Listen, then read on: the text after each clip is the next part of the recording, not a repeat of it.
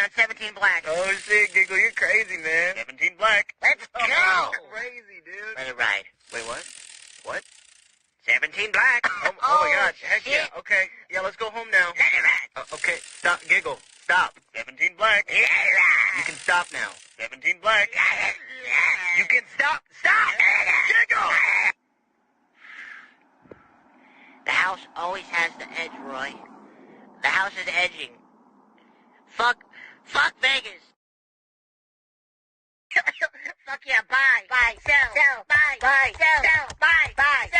What are you guys doing? Shut up, Ugg, we're fucking crypto gurus. You're literally buying coins because the names make you laugh. Okay, now type in shit, piss, fart, poopy, butt, ass coin, see what comes up. Yeah, okay, I just bought it. You guys are fucking idiots. Let's fucking go, we made 100K! What?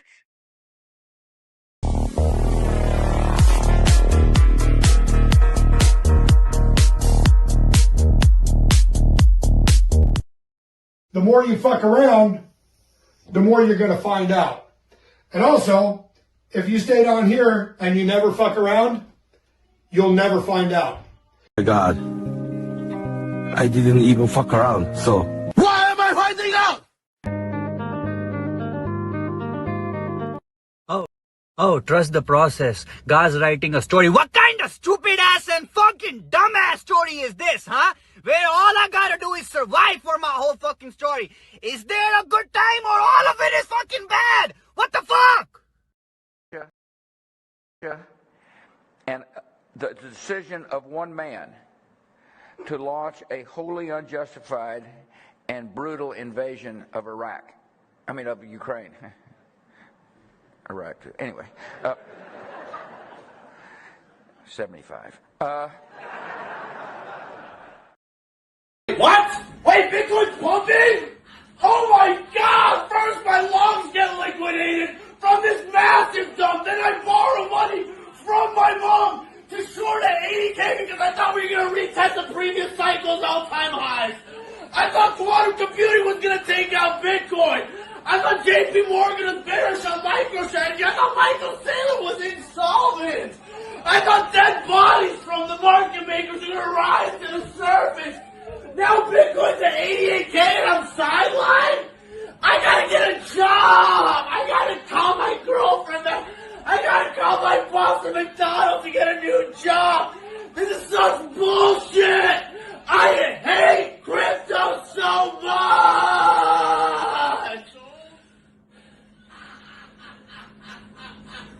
Buy the dip, right guys? Buy the dip! Buy it! Cause it keeps fucking dipping! Number one, number two. Number one, Number 2. About the same. Number 1 might be a tiny bit better. Number 3. Number 4. Number 3. 5 and 6. 5 and 6. About the same? Yeah, they're pretty much... Can I see 5 one more time? 5 and 6. Yeah, they're about the same.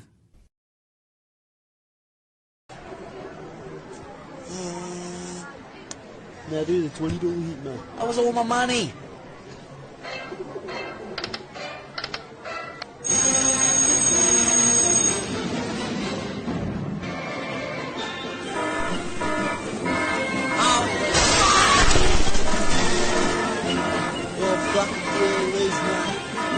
Holy fuck!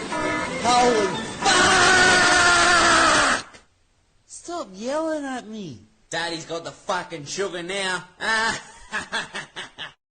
Broski, the market is so red, I thought my MacBook was bleeding. This is the end, cuz.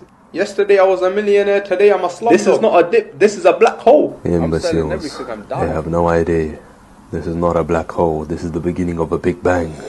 Why is Broski not panicking with us? Yeah, why is he so unfazed? Have you checked your wallet, cuz? The crypto is down 85%. Allow him, Broski, he's still in denial. Is it down by 85%? Or is it 85% off? Oh shit. No, gang, not the hustler mindset. Not the hustler mindset. Bro said it's not a crash, it's a discount. Circumstances, but you can change your mentality. Remember, brothers, the market sends his toughest battles to his most financially literate soldiers. When the Nasdaq falls, will you give up? Or remember that no amount of setbacks defeat a qualified mind? You see a dip and start to sell, but I remember that sudden emotions lack logic. Down isn't permanent. So I invest more into the S&P because I was born to struggle and persist. Nah, Mendem, how does he do this guy knows something. Broski, was you in the board meeting with Donald Trump? So tell me, brothers, when the crops go dry, will you sell your land or sow more seeds, knowing that the harvest will always return? He's really got that hustler mindset. Bro's got that JP Morgan mentality. That's that quarter-zip discipline, cuz. Yeah, gang. Yeah, a few individuals that make it out, cuz. This guy's one of them. Imagine selling now. Honestly, man. Fucking imagine it. Looking at your fucking kids in the eyes and being like, you know what? I'm real sorry, my youths. Daddy fucking went and got a sex change. You know what I mean? No more big dick. Daddy got a fat pussy now, cuz you're a fucking weakling. Fuck that, man. I can't look my children in the eyes knowing that daddy fucking sold on dumps. On fucking dumps, man. You fucking idiots. Who the fuck is selling? Who? I don't know anyone selling. My team ain't selling. I know bag hunters ain't fucking selling. Gem hunters ain't selling. So who the fuck is selling? Michael Saylor buying. Grayscale buying. Elon Musk on the Tesla cash flow fund is buying. So who the fuck is selling? I tell you who's selling. Little weak-hand pussios that didn't even fucking want to be in this game anyway. Didn't understand it. I'm in it for the tech. Fuck off, mate. You ain't. I recently came to the realization that I don't actually need therapy. I just need a bad bitch. I just need a bad bitch. And the only way to get a bad bitch is with slightly bigger muscles and more money. That's what's been stopping me. The key to happiness this whole time has been vanity and materialism. I've been worrying about things like intimacy, finding like-minded individuals, and meaningful work, when really, I just needed to start taking steroids and doing summer sales. Because that's what other people look for and desire in a partner, is money and slightly bigger muscles. One drunk man is more intelligent than 3 women with PhDs. Thank you so much. That's thank you so much. That's the Thank you so much. That's the Nobody knows about that fucking degenerate life when you're fucking down 40,000 and you battle the fuck back. You say, you know what? You know what? I'm a fucking strong, independent man. And you're not gonna tell me I should go to bed. I'm gonna battle the fuck back. And I'm gonna fucking get my money back. And guess what? I got my motherfucking money back. That's right. But when you go all in on something, I would say that does take conviction. Now, your conviction might be how many chairs are you sitting on right now? One. Are you all in on the chair? The point really is you put on one pair of glasses, you've got one pair of AirPods right now. You're looking at me through one screen. You're using one microphone. That's a one microphone. Like, you trust it? Is that conviction? Seems kind of scary. Why don't you diversify? Why don't you use 10 microphones? The point really is things in your life. Do you drive in 10 cars at the same time or one car at one time? Do you drive down one street? Aren't you afraid that you're driving down one street? Do you take a different way? You know?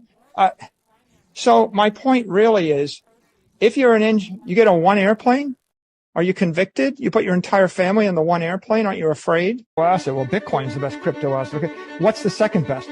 There is no second best. There's no second best crypto asset. There's a crypto asset. It's called Bitcoin, right? Right? There's no second best, okay? But take all your money, buy Bitcoin, then take all your time, figure out how to borrow more money to buy more Bitcoin, then take all your time and figure out what you can sell to buy Bitcoin. And if you absolutely love the thing that you don't want to sell it, go mortgage your house and buy Bitcoin with it. And if you've got a business that you love because your family works for the business that's in your family for 37 years and you can't bear to sell it, mortgage it, finance it, and convert the proceeds into the hardest money on earth.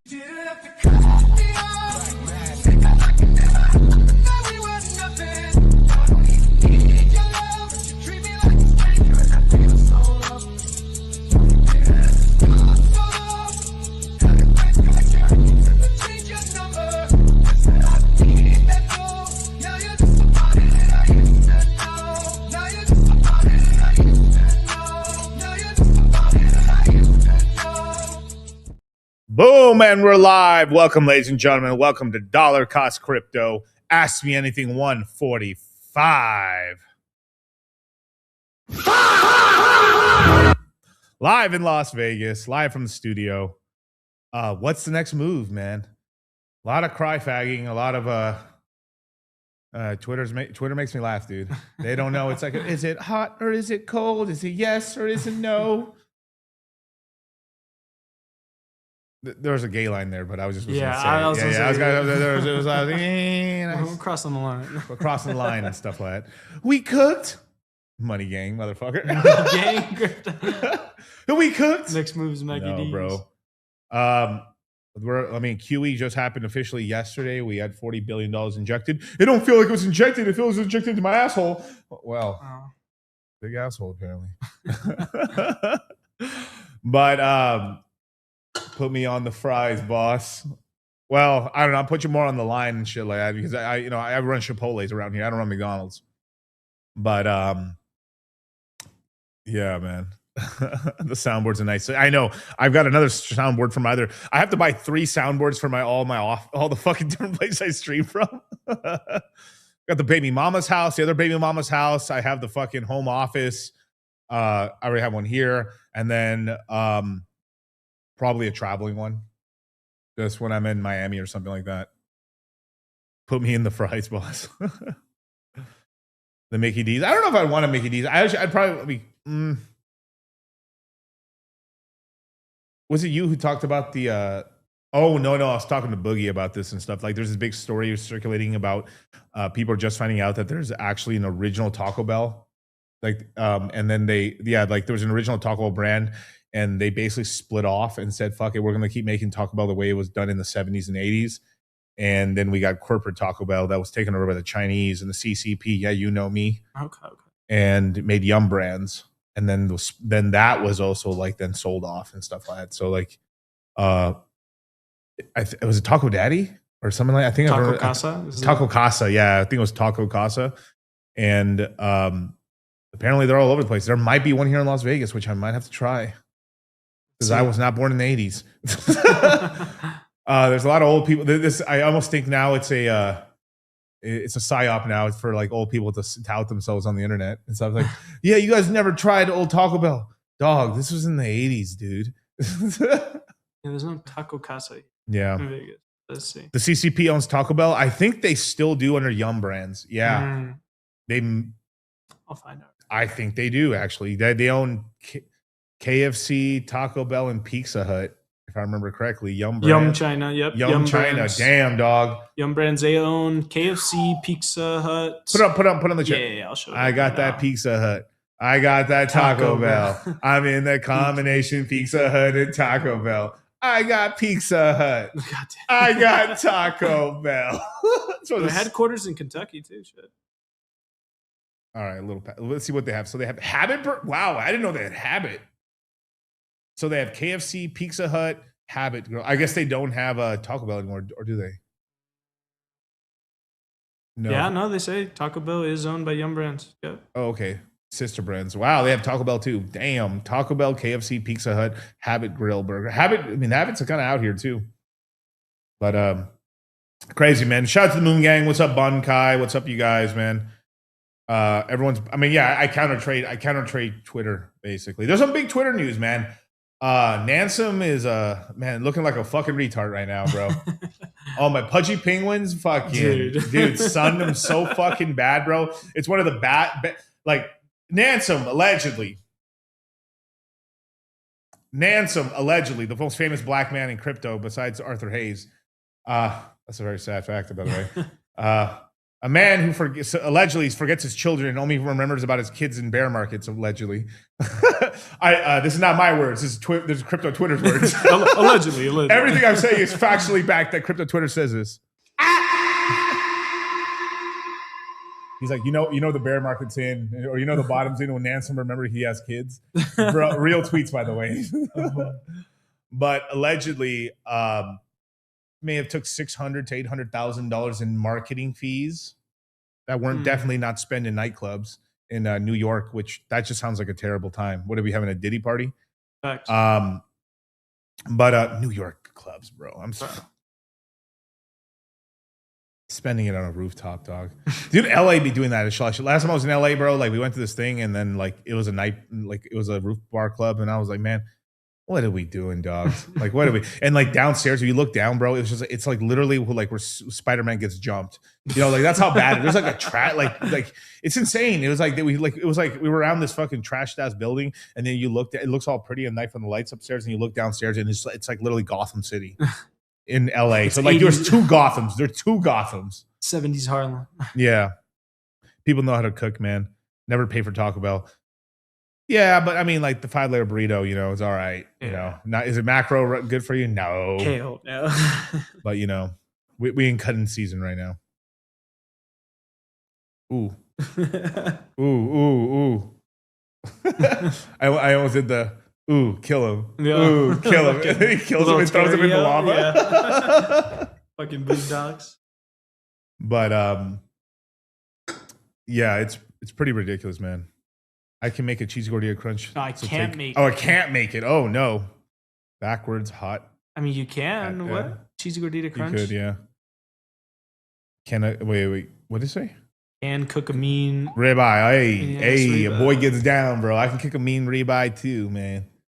Wagyu and everything, man. But ribeye is my favorite one, though. But honestly, I'm kind of leaning back towards carne asada, which is flank steak, but like it's just delicious. Like, I wouldn't be as tall as I was without carne asada. It's like, this is a fact. This is an actual statistical certainty. But yeah, man, down another 1.5 pounds, or basically, I think 2 pounds, but let's just say 1 pound just to be safe. Because maybe I didn't piss enough in the morning. But yeah, man, Nansom basically allegedly, he was one of the main drivers behind Dog with Hat. Remember how I said this is retarded? But this was the early, was it 24? It must have been 24. 24, kind of 23 coin that kind of popped up probably late 23, or like mid 24 coin during Solana season during the summer. It mostly, I think I remember, I'm going off memory here, it kind of topped around the summer of 24 after Ethereum topped out. We had like a whole Solana spring and summer and stuff. Great times, by the way. And he's like, we're gonna do all these marketing things. I'm gonna get Dog with Hat on the Sphere in Las Vegas, which is in my back. Literally, I see it right here. It's in the backyard over there. And never happened. And they're like, Nansom, what happened to the fucking advertising money? Huh?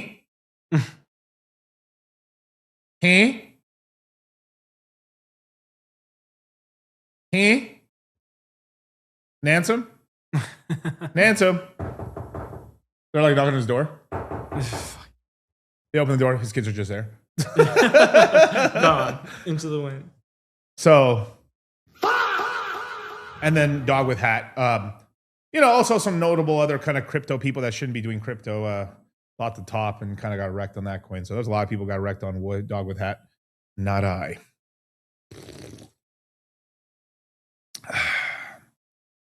I know the white monster's hit, bro, but the orange one's, bro. I'm telling you, man.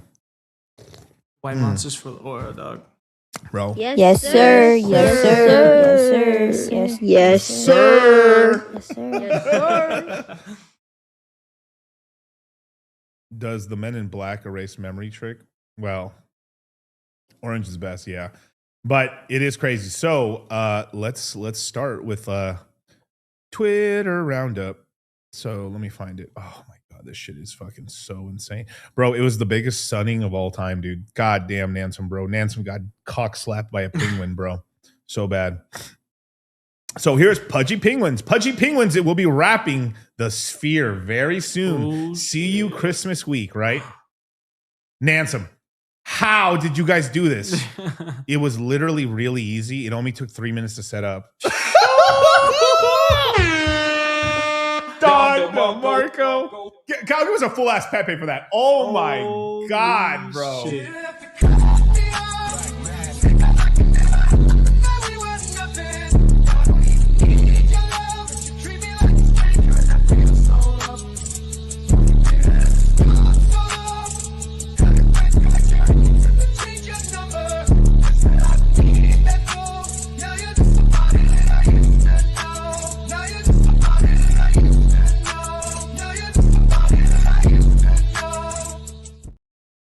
Brother. Oh my god. It was actually really easy. It only took 3 minutes to set up.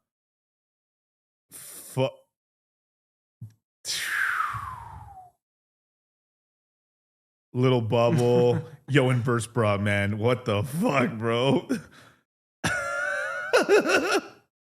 Mog, the dog with the pit vipers, which I still own a bunch. Dog, this is like the best sunning I have seen in a fucking minute. Now, take it down for a second. I'm going to show something else. So I'm going to show some of the Sphere artwork that's going to be. It looks really cool, by the way. There's one that's a little questionable, if I'm being honest, but okay. So this is going to be in the Las Vegas Sphere.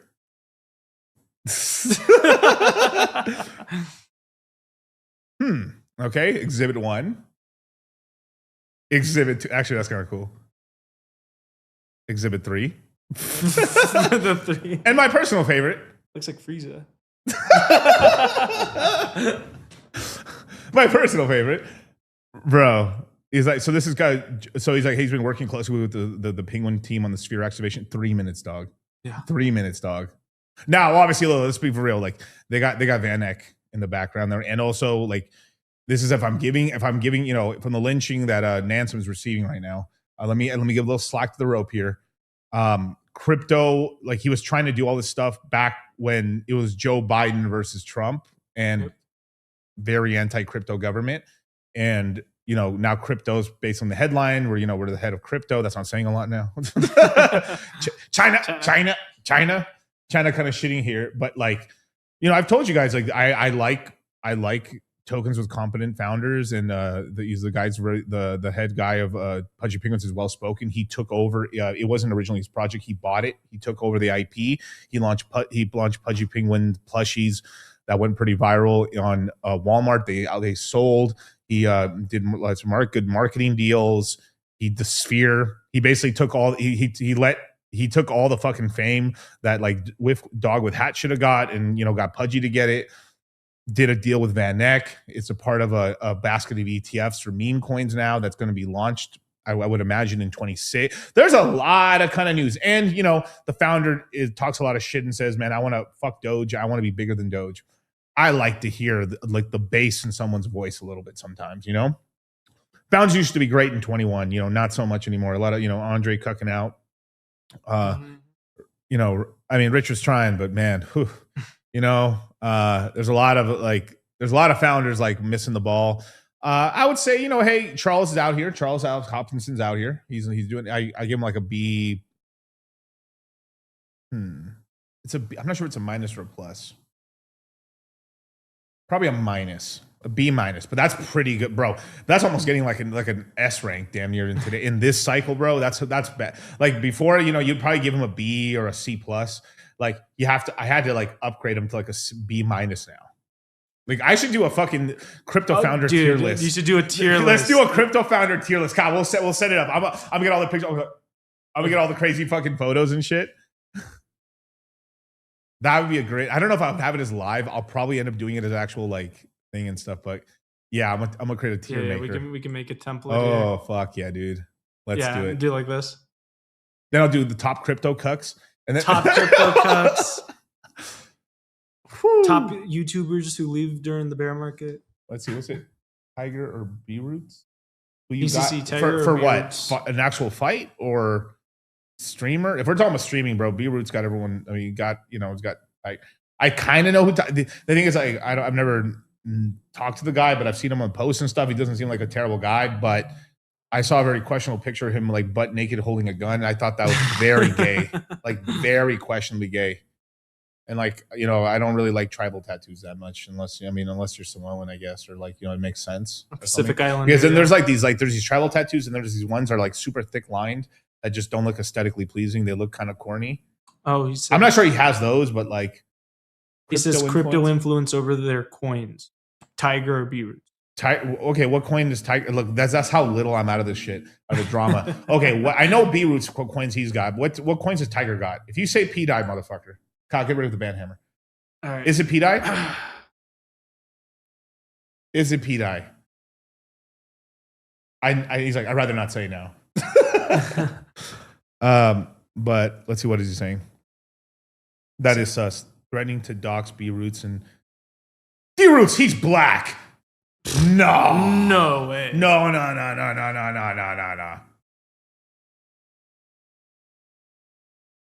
Says coins P Tiger. P Tiger. Or no, Tiger. It's just Tiger, but it's Pulse Chain Tiger. But Pulse Chain Tiger. This is get him Tiger, MJ. Get him Tiger. I always think of what's it called? I'm not sure if they ever did in the first in the Spider-Mans with Tobey Maguire. 4 coming out soon. Ooh, with the original director too, man. Okay. Yeah. But that's MJ from the 1990s, like what's called the Amazing Spider-Man and shit, the cartoon, bro, which is like for me, it's always the GOAT. But I mean, Tobey Maguire's the GOAT into live action, but like it's pretty sick, dude.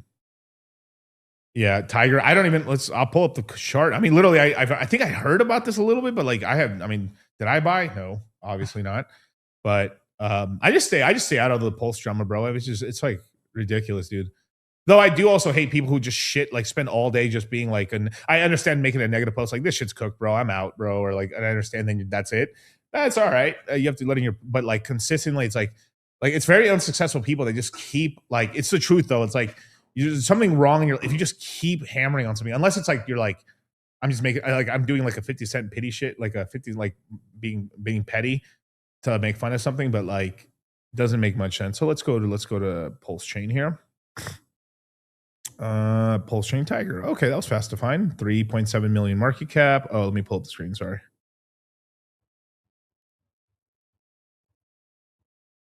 I will give it points because it's not PDI, but that's not saying a lot.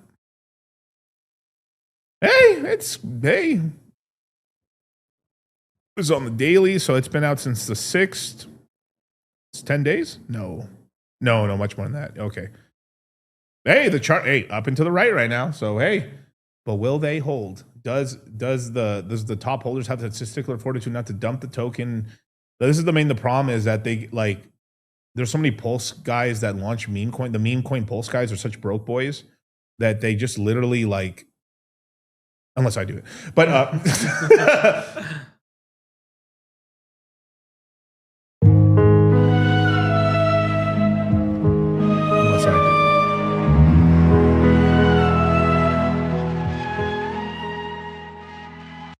anyway,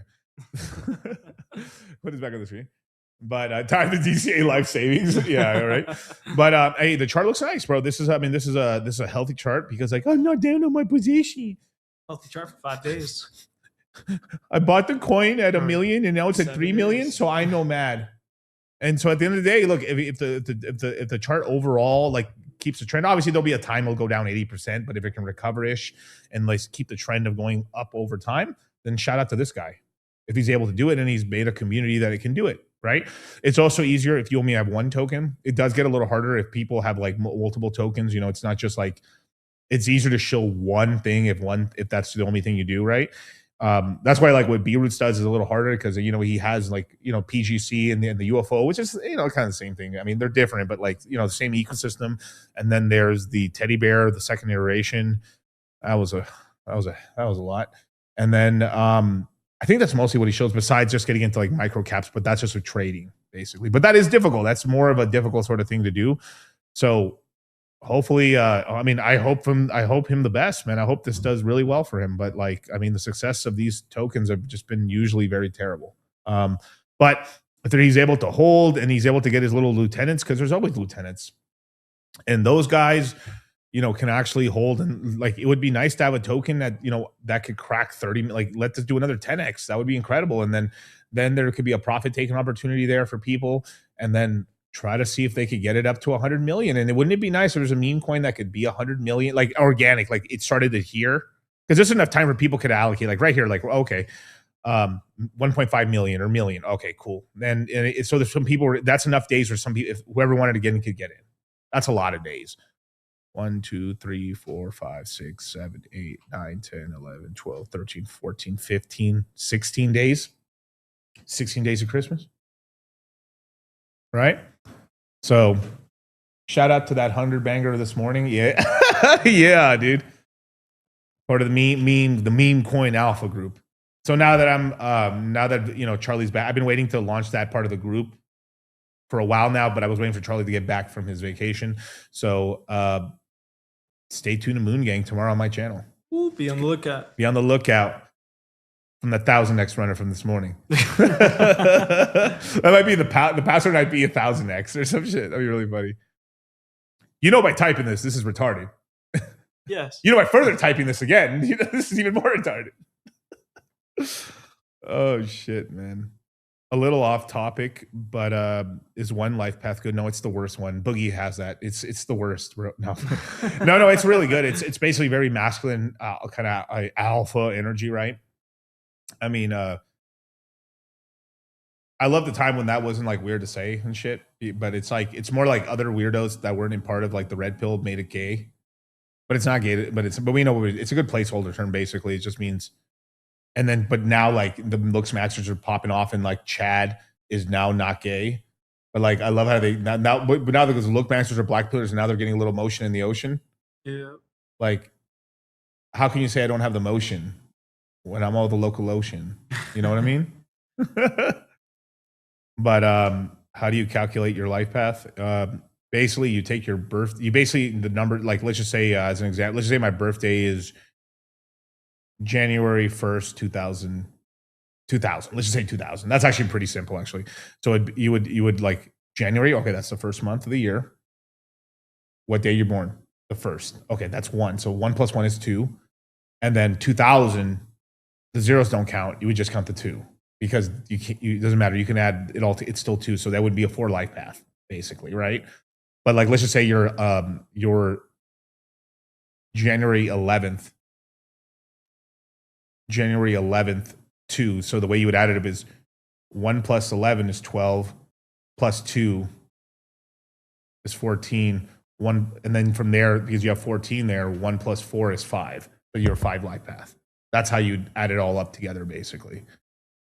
And then if you were like, let's just say 1991 as an example was the year I was born, you do 1. You don't add up the big ass number in the back. You add it all one at a time. So 1 + 9 is 10. 10 + 9, 19, + 1, 20. That's a 2, basically. But then you would add up the other 2 numbers together, and then it would equal some number. So it would equal some number together, and then you'd be like, oh, wow. So when I add up my birthday together, it adds up to 33. So like you basically have to, like, as an example, like if it adds up to 11, you stop. If it adds up to 22, you stop. If it adds up to 33, you stop. If it doesn't add up to any of those 3 numbers I just said, you then just re-add it up again, and then that's the actual number. You would end up with a 1, 2, 3, 4, 5, 6, 7, 8, 9 life path, basically. 5! Yeah. Me and Crypto Crossfire 8 Life Pass got to be careful these streets. Yeah, I also know someone, a good friend of ours, family friend. She's an 8 Life Pass. She likes to talk too much shit and bad stuff keeps happening to her. She keeps having like unbelievably bad luck in the casino, like god tier, bro. Oh no, I forgot to upload it, dude. No, I had such a great meme, dude. Oh no, well, okay, it's fine. But yeah, being an 8 Life Pass is pretty. I mean, I think it's a really good one. You just have to be like careful. I mean, just don't be. You have to be careful not to be a dickhead, basically. Also, like 1 Life Pass are pretty good. I mean, it's like born leaders and stuff like that. Yep. My Life Pass is purple. That's right. That's Forest Chad. That's funny. Oh, I got to do a workout tomorrow. Fuck. I actually took a rest day today. Okay. I'm gonna still do my cardio today. I gotta just try to think. Yeah, you're gonna walk. I'm gonna do a back day tomorrow. Let's do back and I arms. just hit back today. I mean, you didn't really hit it well, All right, well, time to do it twice. I mean, look at these trapezius muscles. Not trapezius muscles. My life path is poverty. Oh my god, bro. Is it really, dude? Oh man, dude. I mean, I guess I could dedicate this one. Oh, trust the process. God's writing a story. What kind of stupid ass and fucking dumbass story is this, huh? Where all I gotta do is survive for my whole fucking story. Is there a good time or all of it is fucking bad? What the fuck?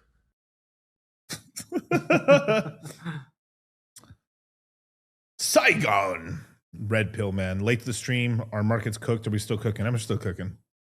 But it's not popular to say that right now. We're just going side. We're just crabbing. Which is worse because people at least like if we're crashing like right now. If we're crashing right now, there'd be 200 live viewers to 300 live viewers. If we were pumping like crazy, at first we're like, I don't know if it's real. Let's just say tomorrow it pumped up to like we went to like 96,000. Right? What's tomorrow? So Monday? No. Okay. So let's just say on Monday, right? Sunday. Like let's just say Monday, like we do Moon Gang, and then like the market's up to like 98,000. There'll be like 150, 160 live viewers. Yeah. Then we pump to 101. Yo, Miguel, we back, baby. We might be back, but it's gonna be correct that we're back maybe 190, 200. It goes to 210. Dude, I never doubted you one time, Miguel. I never went out once, bro. I was here. I was shadow watching. I mean, I wasn't commenting in the live chat, but like, I did rewatch, but like really fast though. And all the bears in the chat gone. Yeah. Shout out Spooky Bear, which is not here right now. He's hibernating. He might have just spoken him into existence. Monday into another universe, yeah. And then like let's just say like we were retesting close to 126. We're back, baby. And then from there, like I would probably say, hey, if it starts petering out right here, take some profits because it's gonna crash probably back down to like I don't know 90s or something because it could. But if we break above a new paradigm, and then there's gonna be a bunch of dumb. There's gonna be not dumb, but like Tom Lee's saying this. If we break, like he actually said this on an interview really recently, where he said that if we break up 126 in January, it's basically invalidated the 4-year cycle. Not really technically. Technically, it's bottom to bottom, not top to top. But like, fuck it, run it. I'm not gonna stop you from lying. Put my bags. But that's how it goes. Is 98 live viewers the low for you? No, the worst stream I ever had was in 2022.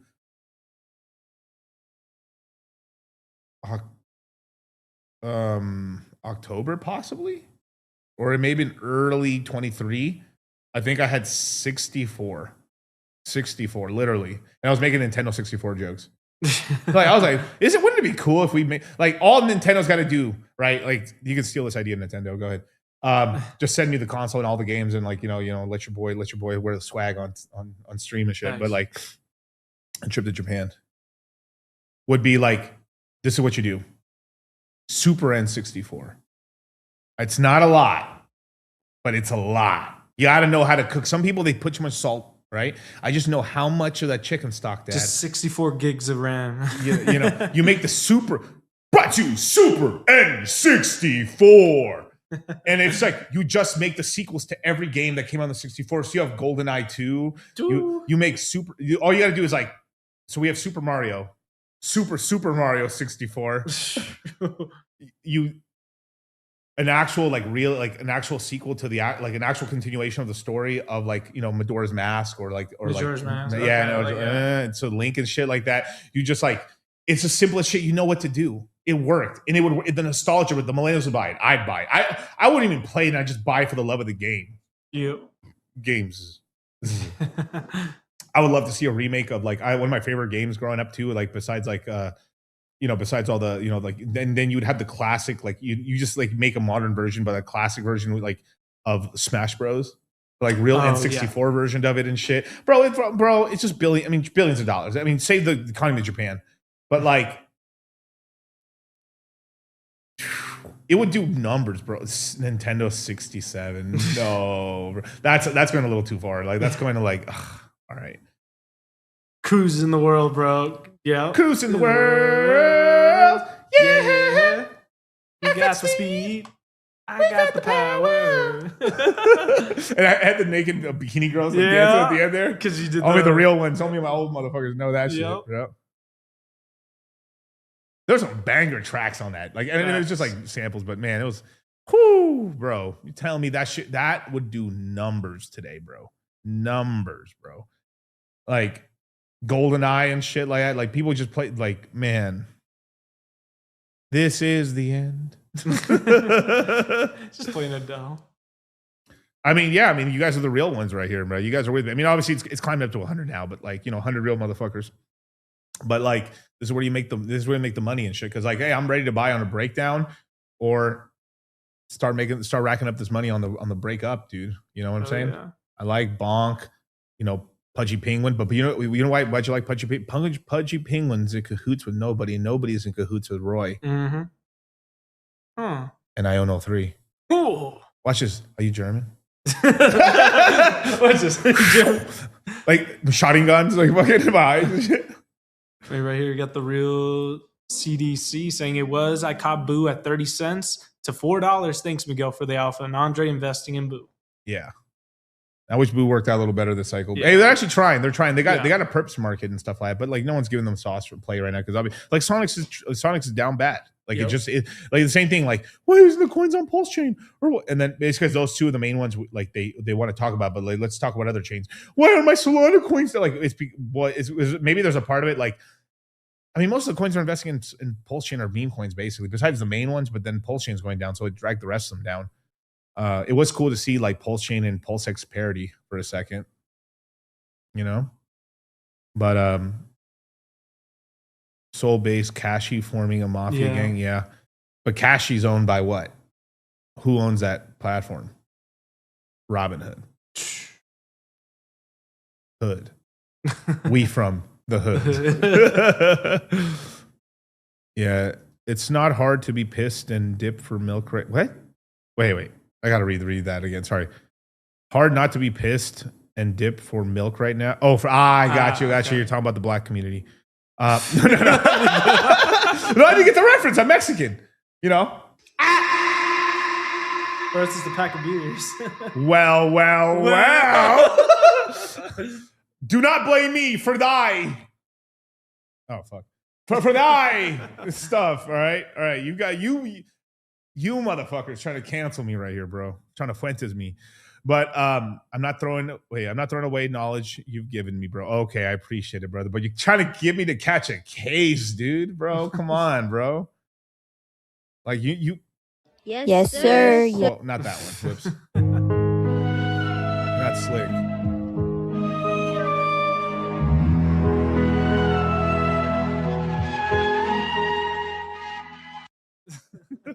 We go Wyland. What about Wyland?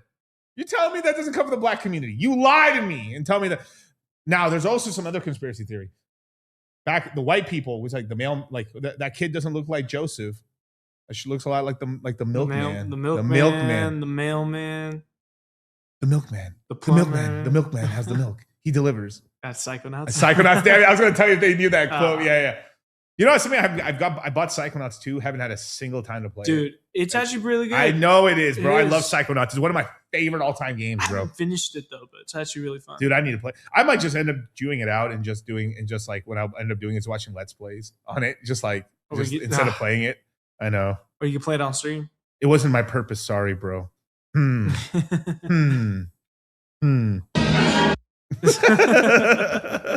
It's a great game. No, it's not a good game. It's a great game. Psychonauts 2, I'd probably say it's probably a good game. Probably, I haven't seen the whole thing, but like, oh my, I love it. I played that game so many times. I just think that Psychonauts 2 doesn't have the same. It has the same dialogue, has same like better voice graphics, actors. same everything, but it's just a little. I think it's missing some of the more content. Like it doesn't have enough.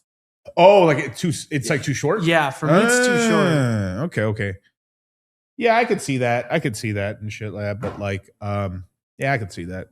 But I mean, I can't say that because I haven't played it, so it's a lot of content. But what was that question? So anyway, let me go back to the beginning. All right. So yeah, B-Roots and this guy and Tiger. Who thinks like it depends on a social media game? I mean, obviously, look, if the Tiger coin keeps going, if the Tiger, let's just say the Tiger coin went up to 100 million, right? Then like Tiger would start mogging a little bit because it's like, hey, my coin's at 100 million, it's still not got down. So it's like until it goes down, like he can just talk all this shit as it keeps going up. But like if we're talking overall and lasting, I mean, like B-Roots is probably gonna last. Let's be honest, you know. Yeah. And a butt naked. I mean, you have to. I mean, if you're gonna do a butt naked like gun pick, it's got to be hard, bro. Pause. But it got to be some cool pictures. There got to be bitches with you. I mean, there's got to be like. That's just you butt naked. I mean, at least like the rifle down like this with two naked hoes. Like, damn. Dude, right. I know you're wilding on the coke dog, but wow, bro. But like, I see the vision. I see the red pack. You know, I see the red pack. You know. But yeah, the new Diablo trailer. I try to watch it, bro. I'm playing it. Like I try to like I know like video games are addiction. We're addiction for me, and like I just stay away from it because I'm just gonna be unproductive. I'm just am. I'd rather like go gamble and then just go home because I like it's like there and I put it away. You know what I mean? It's kind of what a lot of guys think a side chick's gonna be. Like the dream side chick for somebody is like it's almost like a professional work thing, which is terrible by the way. But like it's sort of like when you see each other, you smash, and then you never hit each other up again. But when you see each other, you like.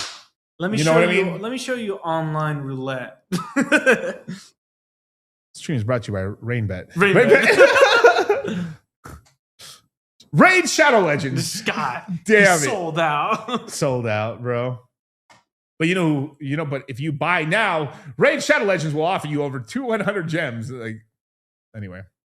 Past a certain level, you get me as a character. If Richard Hart was an anime character, which would he be? I think season 2 Thorfinn the farmer. Yeah. I guess. Yeah, it could work that way, yeah. He could be all for one. He is pretty powerful. I mean, like if he actually, could get off his ass and actually do it like an interview or like because like I mean, people want blood sports. And he can't say that that's how he got famous. If he wasn't doing that, nobody would know who he is at all. So like that's what it is. But yeah, people just want to see this guy fight people or just like sun people. Like it's like that's the main problem that's going on Pulse Chain is like there's no point of pride right now. Yep. Chart like down, but like and then no other influencer can talk shit because all their charts are down. So like I don't even want to hear it, bro. Like there's very few coins out here that can talk. I mean, maybe Bitcoin can talk some little shit right now. It's boring, but like it's like all for one, one for all. But well, yeah, literally. Yeah, literally. I mean, right now he's like disfigured as fuck and shit. Like, but I'm trying to figure out who's I can't remember the character's name or whatever. But like, I know like I think like My Hero Academia just ended the anime, the manga. I'm sorry, the manga just officially ended. So is base season coming? Yeah, when the token launches, sometime in 26. I'm getting ready. Are you yield farming? No. I mean, yes. Are you airdrop farming? Fuck no. Like, and we haven't learned anything. I mean, this airdrop farming is retarded. Very much. But I know the founder, so I think it's no. Very unlikely. But the government. What the government said. Out of Jerome Powell's mouth. The government, and the banks don't have enough money to handle you guys paying taxes on April 15th. So we're gonna have to print money to make sure they have it. We have to print $40 billion for the next 4 months. To make sure that you guys have enough money to pay your taxes, because if not, it would crush the American economy, the banking system, and the worldwide financial services industry. You just cannot handle the withdrawing of like the funds because those funds have already been spent by the U.S. government. So we have to invade Venezuela now in order to lower the gas fees, the real gas fees, because because Vitalik Buterin, has already like lowered the gas fees enough that we don't care about Ethereum gas fees, and L2s have become for the most part basically irrelevant unless you already have like an on ramp like you basically are some large carrier provider with a bunch of users like PayPal or Circle or Stripe. But then you also have your own stablecoin. Strange. I pity the fool.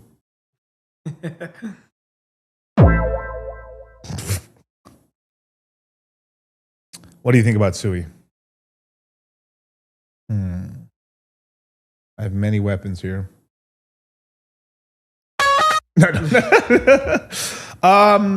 actually a really great question. I like Sui, but it hasn't done much, and its ecosystem is completely lacking anything at all.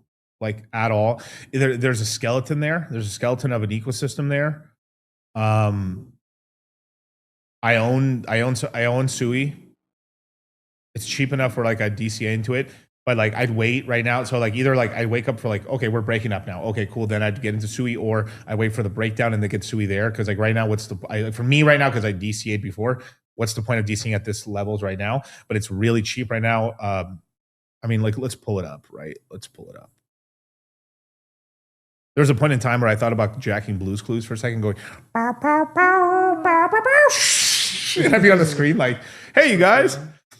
I won a contest for like voice acting shit. We're like doing like little voices and shit. the only one I was never good as Woody Woodpecker. I couldn't do it. I just like my testicles weren't high enough into my stomach to do it. Shout out to my friend Zach who won. He tried. I think I saw him like a couple years ago, and like I was like, "Can you still do it?" And he was like, "No, I can't. I'm cooked. I can't do it anymore. My voice is real deep now." But at the time, yes, dad lore. It's at 160. Remember, like, oh, man, it's a 3. Is it ever gonna like now? It's a good price. Let's see, last 3 months. Sad, right? So actually, let's look at the last year, right? So hey, looking all right. Let's see where did it wick down to 136. Yeah, so like here, basically sub $2. It's a great buy. I would imagine the ecosystem tokens are more wrecked. This is why like I only put about 20% of the top end money into the 4 top like ecosystem tokens just to have a position in them. So if I would buy, I would still probably run the same position. I would buy the Yeti coin. I forgot the name of it. Lofi. Lofi, thank you. I buy a little Lofi. That's 6 million right now. Yeah, let me pull up the ecosystem because God knows I won't be able to recall the tokens with names. I would buy Bluefin, Blue Book, Lofi, and there's another one. Cetus token, the one that got hacked, just because, and that's the 4. And I would put like the 20 or 30% of the Sui position in those tokens. Sauce here, if you want to do it. But Miguel, why not buy? If you think the ecosystem going up, why not buy all Sui into ecosystem? Because more money. Well, my young Padawan, that is retarded. If the cycle is proven anything, when you go that retarded, never go full retard. Well, because you cannot handle, my young Padawan, the volatility. Well, master, I can definitely handle the price going up a lot, but you cannot handle, because you cry fag when the price goes down a lot. And money recover, you will not.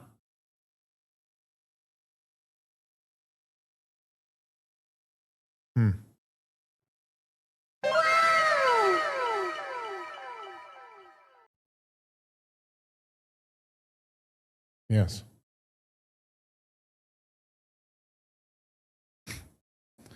Hey, Miguel, will meme coin chat? Or what? Oh, sorry.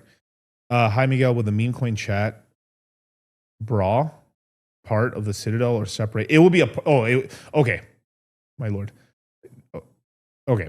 So it'll be a part of the chat. So it's going to be the same. It's going to be a part of the same. If you pay for the Citadel, it's not. We're not going to charge you extra or nothing like that. It's just a part of the same thing. It's just we're going to put more of like the degenerate stuff into that chat, and then more general information and kind of news in the main chat. So it's just to help, like, because there's so much information. Sometimes if you're gone for a couple days, bro, thousands of messages. So it's just a way to kind of compartmentalize. Ooh, big words. The chat a little bit, and it's gonna be fun, basically. 2K at the minimum. Yeah. That's funny. Pulsion's got ED right now. The whole chain, everybody's got ED, bro. I mean, like, pull me up, Cal. Scotty, beam me up. Oh, FYI, tomorrow, you guys, I got a stream with Rolo. So I'll be on stream with him at 1 p.m. tomorrow on his stream. So check your boy out. We're going to be talking everything crypto and red pill and stuff. So it's going to be a really good conversation. So, like, let's look.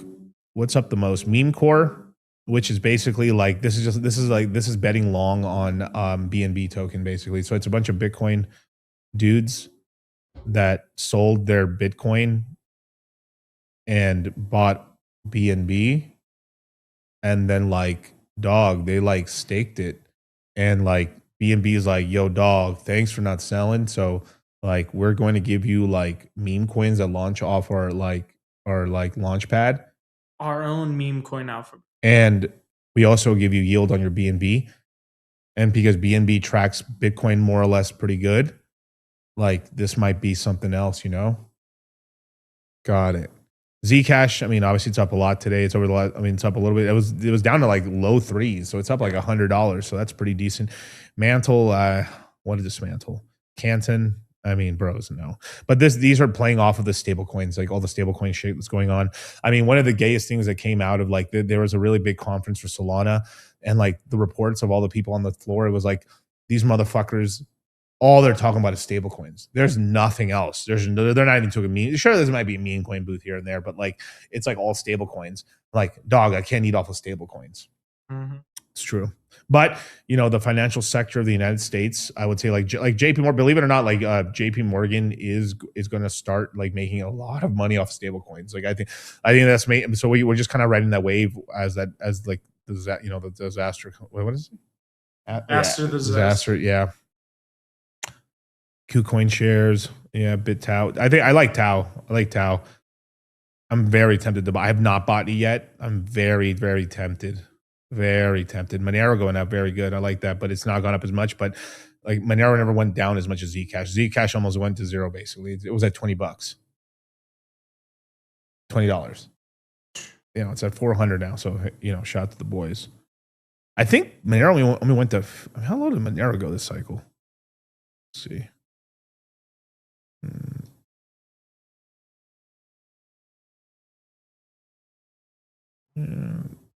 Yeah, it basically almost never cracked. I think at most it touched $100. So Monero's up 4x. I'm telling you, man, not bad. There's also like Midnight here, which is a token that was launched by Charles Hopkinson, and he's basically like calling it the next big thing or something like that, and it's its own chain, I believe, and stuff like that. And you know, we'll see if it works out. But he was saying like, you know, the coin hasn't pumped because our Japanese ninjas literally, I mean, he's at the N-word, but like he said, my Japanese ninjas haven't bought yet and stuff. I think they're going to start buying it on the open on Monday. And he's like, a lot of Cardano whales, like he admitted himself, a lot of Cardano whales live in Japan. Interesting.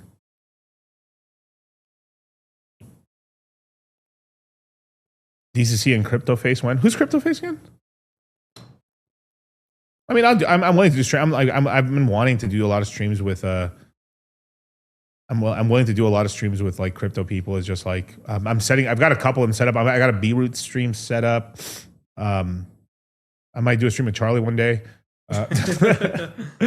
Maybe tomorrow. I'm also going to do a stream with Stylo. He's an influencer in the Pulse Chain ecosystem. Major critic of it, but it's hilarious.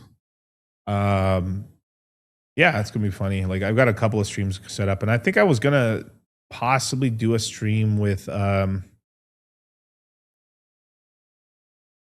the dude's name. Let me just pull it up here.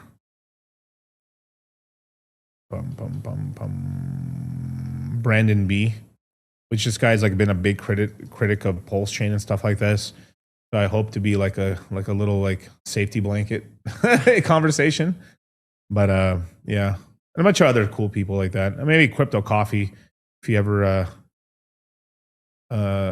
does collabs again. I mean, he's kind of just doing solo stuff right now. Oh my god, what the fuck is this? Oh my lord.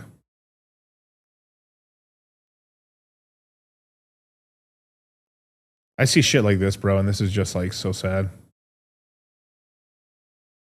I've collabed with RH. It's just like he's not collabing with nobody right now, but I'd collab with him. During the Arab slave trade, male captives were castrated to avoid procreation. Yeah. The enslaved males were then meant to serve one singular purpose alone, to work until they drops dead.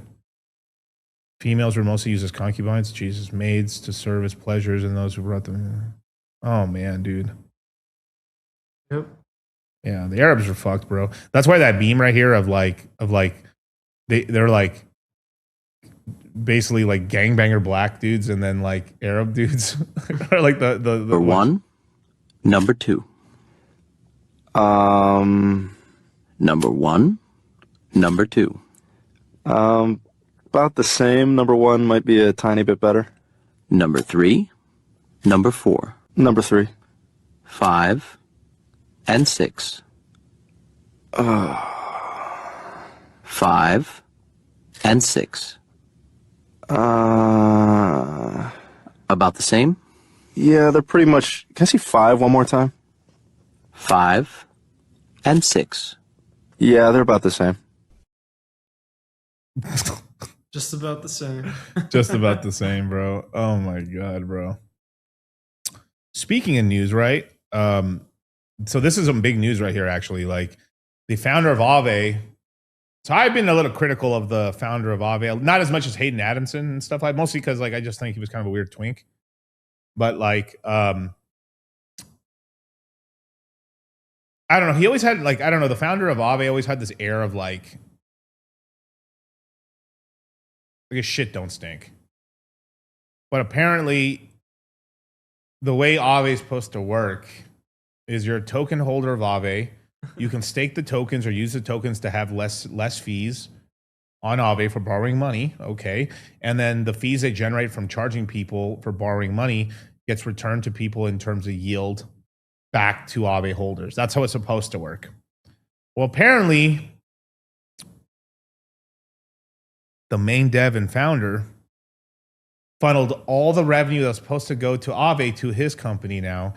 And he, instead of he didn't there's no DAO vote, there was no nothing. He just said, yeah, we're just going to take all the money that's made off of Aave and I'm just going to give it to my company. Dude, when I say these guys are faggots, bro, I would just tell you, hey, I'm going to fuck you guys. But no, all jokes aside. But I would actually tell you guys, hey, there's a reason. Hey, I'm doing this. I'm going to move the yield over here. It's because I need to build a treasury. There'd be a real reason and a story or like a plan. This motherfucker he just like, hey, what you going to do? Not a goddamn thing. Like, I swear, dude, bro, Scandinavian motherfuckers, bro. Like, I got all respect for guys, but there's like these fat Scandinavian looking motherfuckers. He's probably not even Scandinavian, but like there's just like these pudgy guys. You know, like it's almost like these Nordic like European guys. They should look alpha and lean and shit, but they're kind of pudgy and fat. I'm not, pause. They're just trifling motherfuckers, bro. So now the Aave token's essentially worthless. Mm-hmm. Who knows? They might even still like, hey, the Aave token no longer takes the fees away anymore.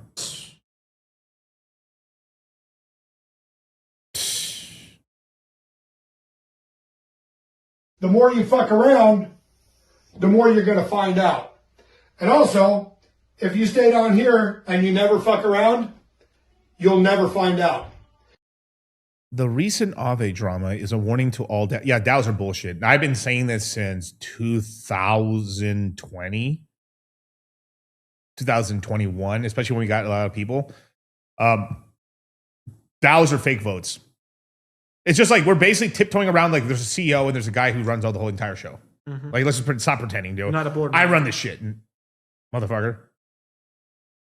My word is law.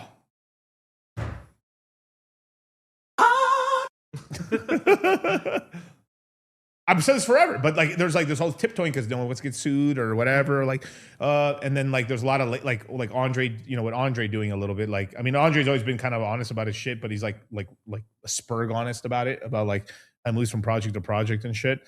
But I've said there needs to be like a token holder's bill of rights or something like that. Like there needs like I'm not saying like you have to max extract to make sure the token goes up, but we need some version of that of like hey, you guys have an incentive here. If it's not a meme coin, you need to try to bring value back to your token holder, faggot.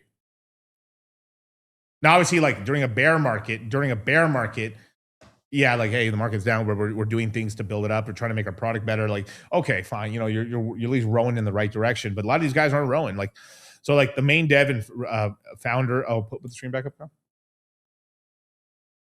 Redirected revenue to his own company, called it Aave Labs instead of Aave token holders. The Dow Treasury did it. He did it without telling anyone. He argues that they own the IP and website and front end, so they can do what they please there. Which is true, but like that's not the So how did so why'd you have a token then? Because you wanted to get rich off of it? Let's not say that part. Like the token in a weird way is sort of like a record label loaning you money. Yep. You're getting a loan to the future, and then this is why the BNB, like you do it right, you become someone like CZ who has a token that's worth $800 when it was worth a fucking penny. Yep. And all your people it did a 10,000x and maintained most of it, and it's still worth a fuck ton of money. Well, let's not talk about the CCP involvement, but like but my token's up, so I don't care. But that's sort of the deal of the devil. You're like the same thing. You like launch a token or a meme coin. You know, like now obviously a meme coin, there's much less pressure. It's a meme coin, dog. Yeah. I mean, we're trying to, but like if it goes to shit, it's like a meme coin, right? But if you launch like a project and shit, we're trying to like, yeah. I mean, like if I launch a project and I'm like, man, I'm fucking frustrated as a motherfucker. I'm trying to run this shit up, but like we got retards here. Fucking keeps dumping it, and like, but I would actually say that most founders wouldn't say that, right? No Chads, you know. Chad, crypto Chad. I'm top dork. You know, ICP. I mean, ICP. Believe it. We like look at the world we live in, where I'm like recommending ICP over Aave. But I really, for the most part, I never really liked Aave that much. I made some money. I managed to recover because I owned Aave before it was ETHLend, and I turned ETHLend was a nice recovery for me. But then I was like, I faded, and it was very good fade on Aave. But like, yeah. Ideally, all Aave revenue goes to Dow Treasury, and the Dow decides how it's spent. In this case, the CEO decided to use the brand and website he owns to redirect the Aave swap revenues to his own company without consulting the Dow. I mean, it sounds a lot what Uniswap did, and that didn't end well. Just look at their token price if Aave wants to do this. Well, but also the Uniswap token is completely useless, even more useless. Yeah. Like if there's ever a more useless token, it's the Aave, the Uniswap token is the most useless token. But now there's a revenue share. But we'll see how long that lasts. But also it's revenue coming in. But have they done any buybacks yet? Let me look. Let me ask ChatGPT or Gemini or anything. Has Uniswap token done buybacks? Let's see. Uniswap token, has it done buybacks? Let's go to Polymarket real quick and like put a bet on this.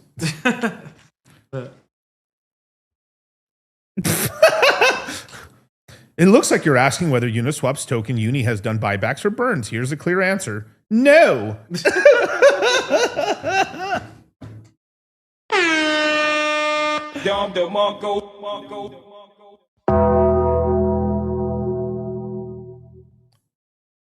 Uniswap does not run a token buyback program. There's no mechanism where the protocol revenue is used to repurchase. I really mean it. Like, look, it works for stocks. Stock buybacks work. They do work. You lessen the supply. If people who are holding the supply want to dump it, then dump it. Then over time, like look what happened to PulseX. Now, obviously, as long as PulseChains perform so fucking terribly, but out of the three, which was the one smart one to buy? I was like, all the retards are selling PulseX. Let me buy PulseX, and it's done pretty good, right? In that sphere there, right? Buy and burns work because you can't look. Here's what happens, right? One of the big example, GMX, get in the game. I don't know why I want to do that. You see, my tism gets, like It's just kicking my in. tism and shit gets. It's hey, Kyle, calm down. GMX should have been a token worth a fucking fortune. It allows you leverage trade on chain, decentralized faction, makes a bunch of money, has fucking hundreds of millions of dollars of revenue. Let's look it up. Let me see that thong. Dun, dun, dun, dun, dun. It's worth $88 million. I got meme coins worth more than this. Pepe is literally worth, right now, currently, Pepe, right? Let's go. Boop, boop, boop. Billy more. Boop, boop, boop. 1.8 billion. It is literally worth 18 times to 20 times more. The market values Pepe, rightfully so, 18x price to stock earning. No, the market deems Pepe to be 18 times more valuable than GMX. Because one problem these tokens have is that if you give back all the revenue in terms of a dividend, now it's okay if you do an occasional, I think an occasional dividend is useful. Like during times, hey, we just gave an air, for all the holders, hey, we had a bonus, we just give a bonus wherever, like we don't promise these bonus revenues and stuff, but hey, you just got everyone holding the token just got airdropped for, depending on the tokens they got, about $1 per token. I have 1,000 tokens. You just got $1,000 USDC. Damn, dude, Miguel, you the best. Miguel fucks raw. That's right. Mhm. That's right. Right? And that was about 20% of the profit. The other 80% of the profit is going to be used to buy back strategic zones of the token and lessen the supply. I want my token to be the least amount. I want it to be as rare as possible. I want you guys to be, I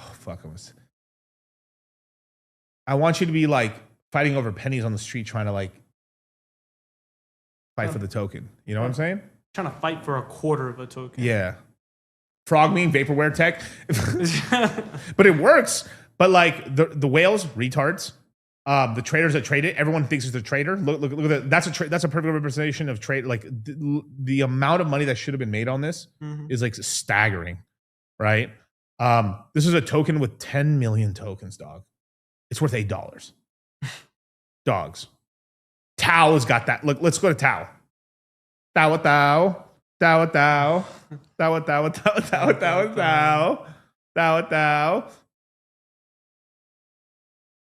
It's 9 million tokens, 9.5 million.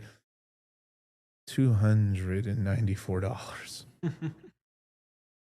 The market deems Bitsewer Tau to be worth, let's do the math here.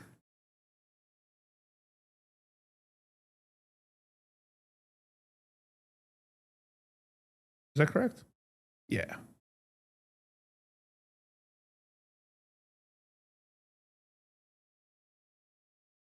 To be 35 times more valuable on average.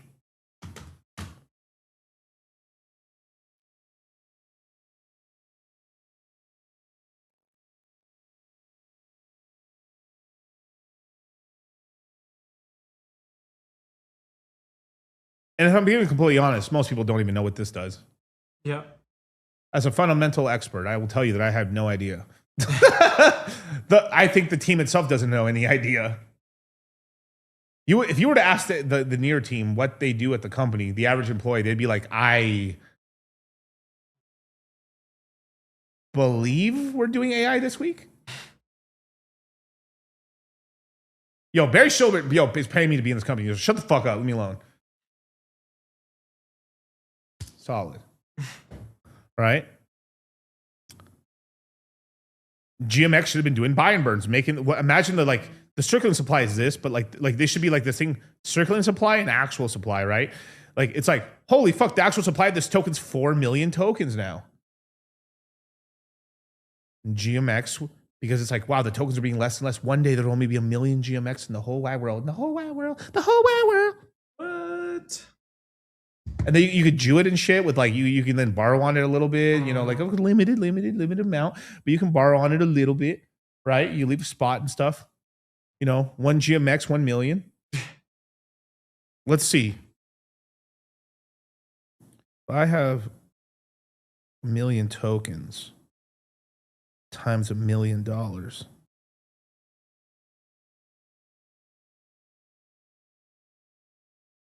Okay, that's still a lot of money. But that's $1 trillion market cap. But GMX to 100,000.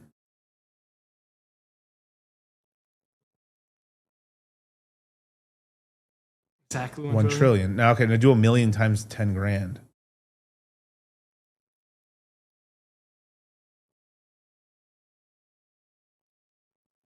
$10 billion.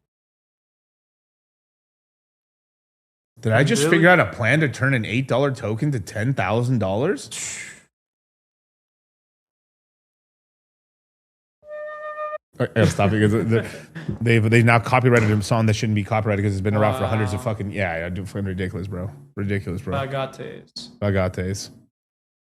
That's sauce. I've been listening to this AI version of like it's the thong song mixed in with like gospel. But these guys are just stupid.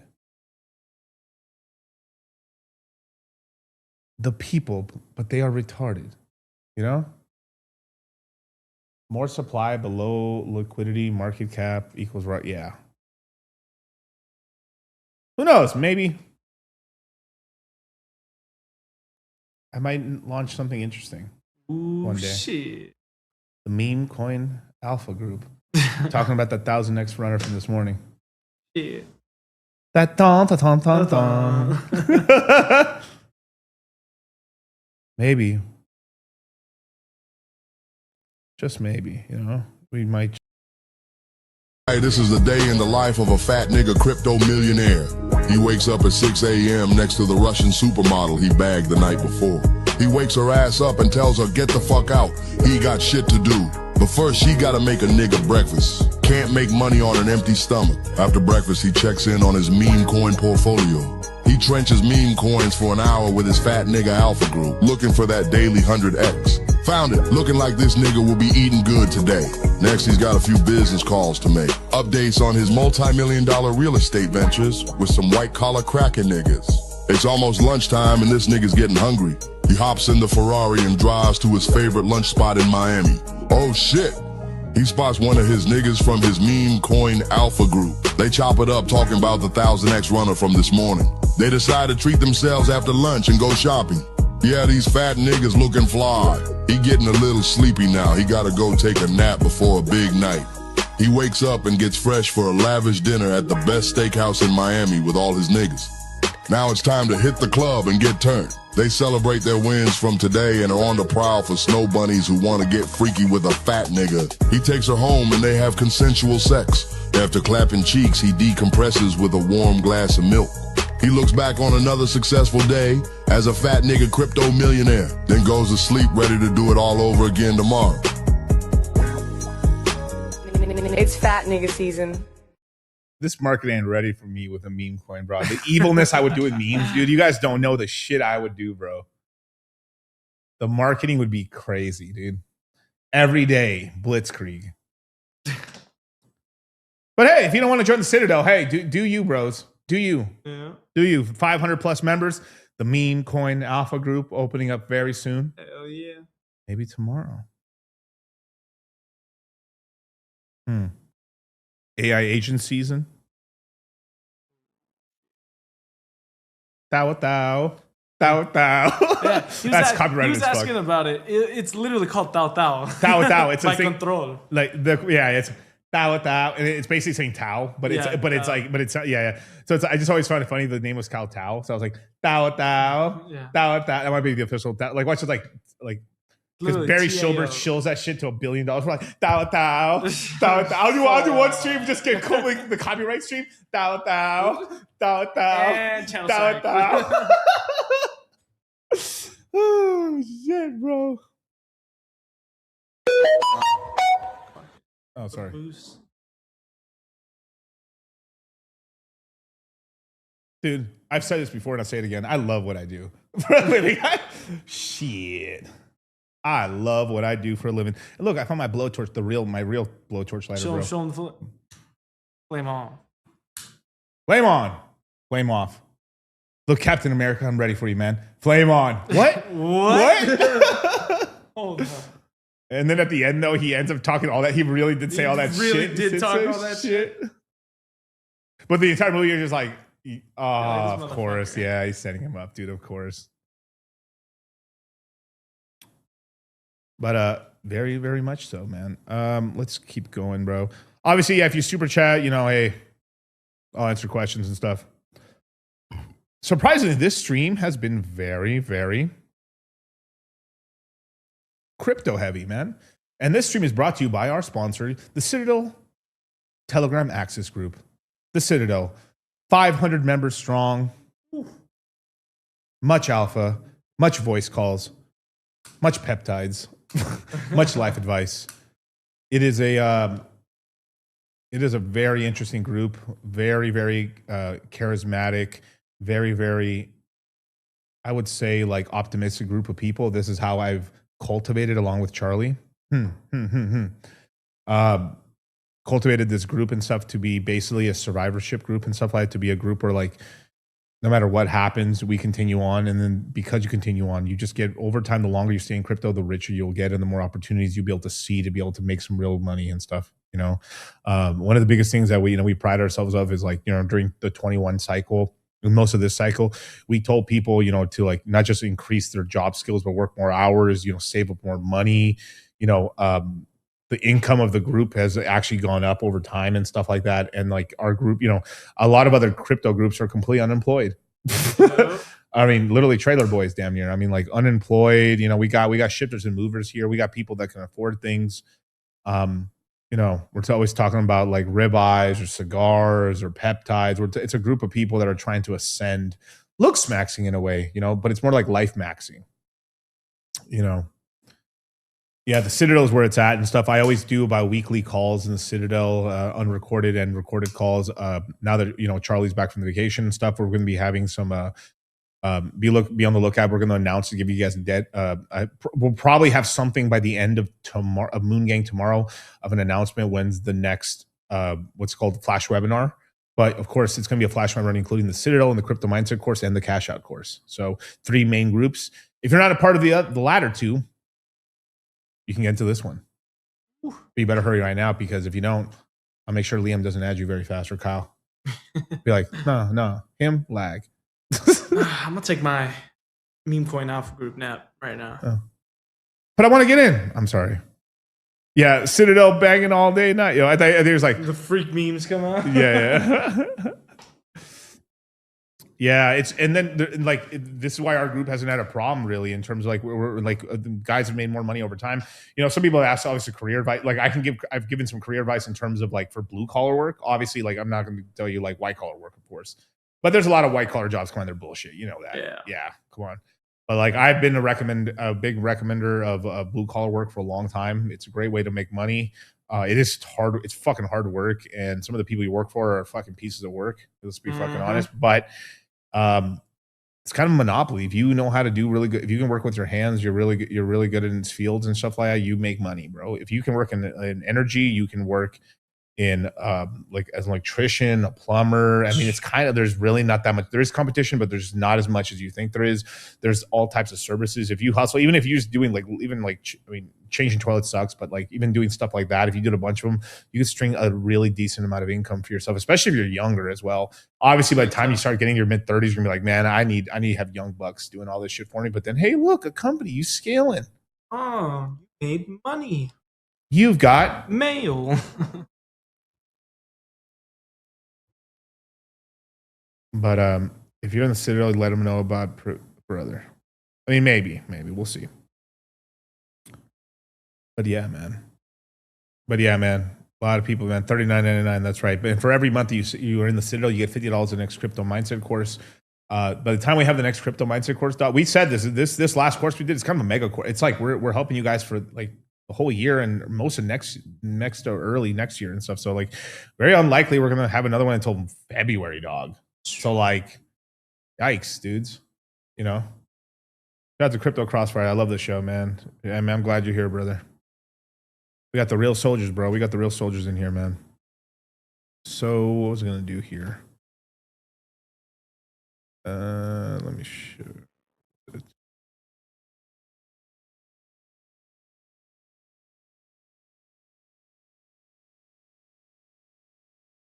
Ooh, I should. Well, where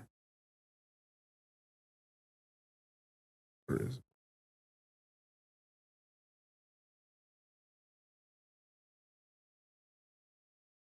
Man, tech dudes are retarded. But pull. Oh, actually, no. Actually, this is not the wrong one. I have to pull this other one up right here. Let's see. Okay, this is a great question. Should I go ahead and sell some assets so I can go ahead and go to plumbing school, or should I wait till the course and then go? No.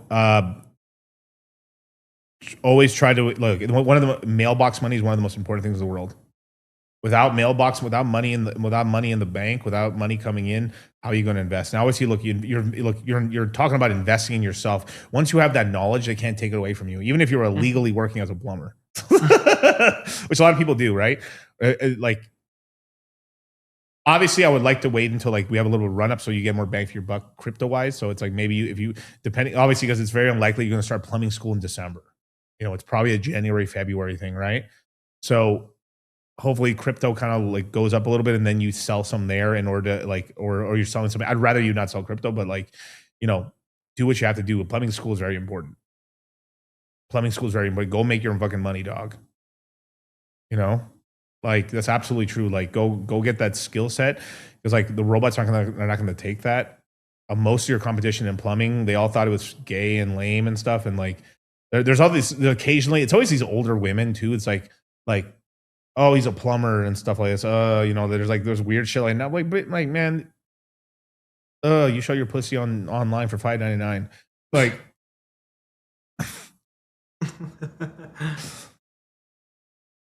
like I literally get paid more money to clear a shitted out toilet than it costs to see your cooter, bro.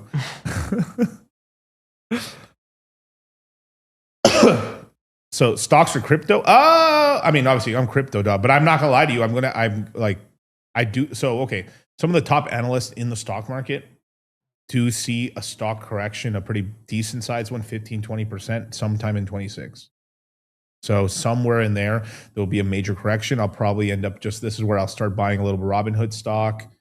Probably Amazon. Why not? It's kind of hard to lose with Amazon for the most part, and I lost horribly. Wow, it's so historic record, historic level. I mean, Jeff Bezos getting divorce raped again. This that fucking then find out he's a pedo. Fucking slept with this person. Like, oh my god, like the company playing out. We find out that they've been hiding losses for years and stuff, and through funny things, and they're in cahoots with Wayfair and trafficking children and stuff like that. Oh my god, bro!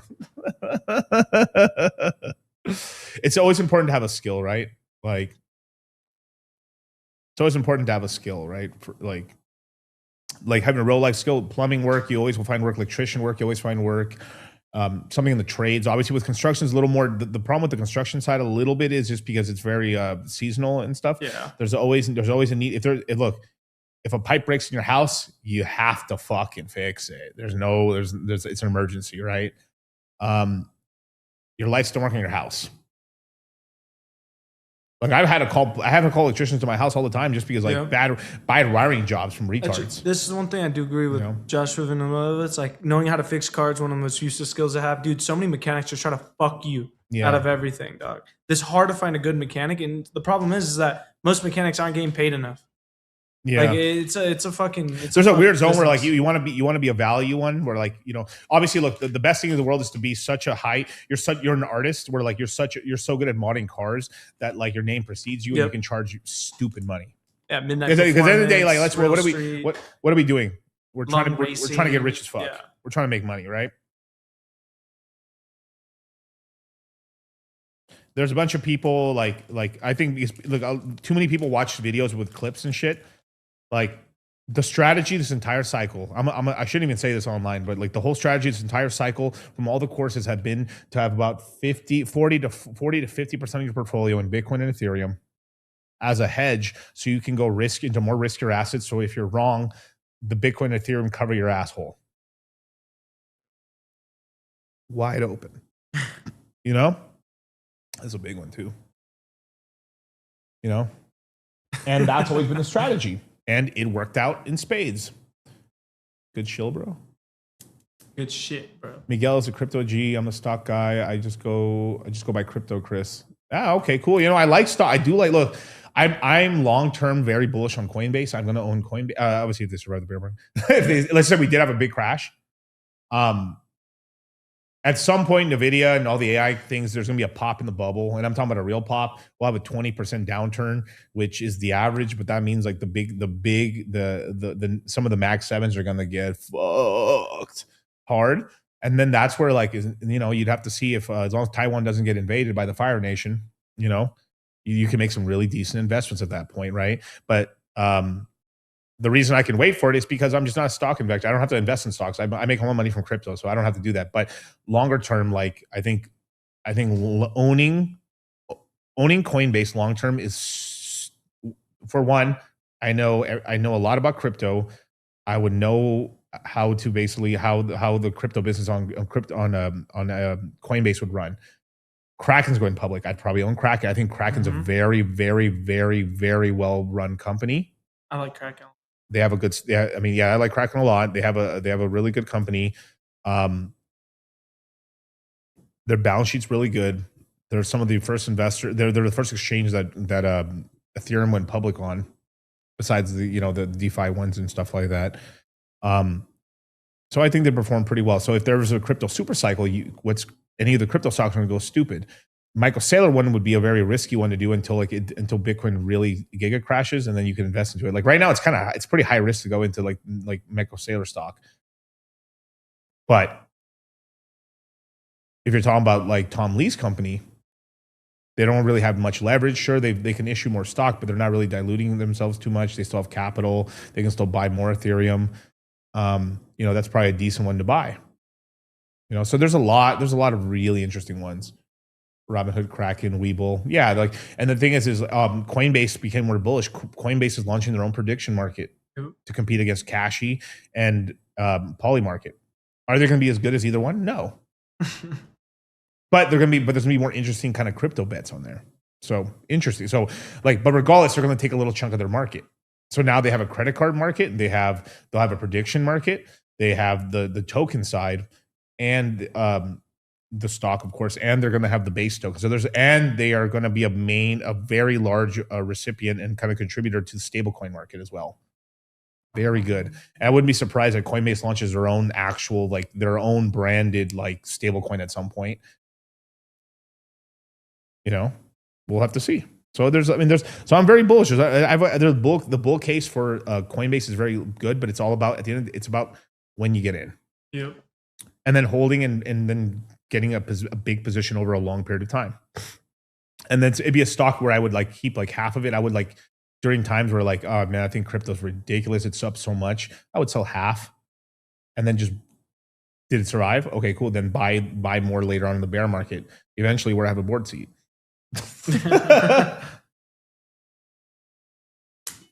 Ooh, the cigar smells so good.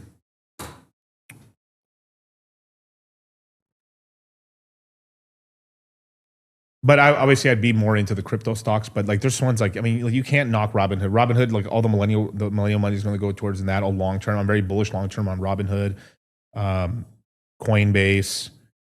But it says, I see where the money's going. Robinhood's more of a play of where's the millennial boomer inflow money going into? Is stock wise, they're going to be into Charles Schwab and a couple other places, but all the boomers and techie boomers are techie millennials are all just going to be using Robinhood because it's free to use, and the guys who don't have much money, they're going to use it anyway. And then Cashy's going to be really good because then there's a way for them to gamble. Now there's the crypto bros have a way to gamble on. Of course, they've always been able to use Polymarket, but now they have Coinbase directly on there too as well. So it's interesting. We're like crypto.com, even though I like it, with its involvement a lot with like the coin with Trump, there's a bit of a risk factor there because what happens when the Democrats come in line?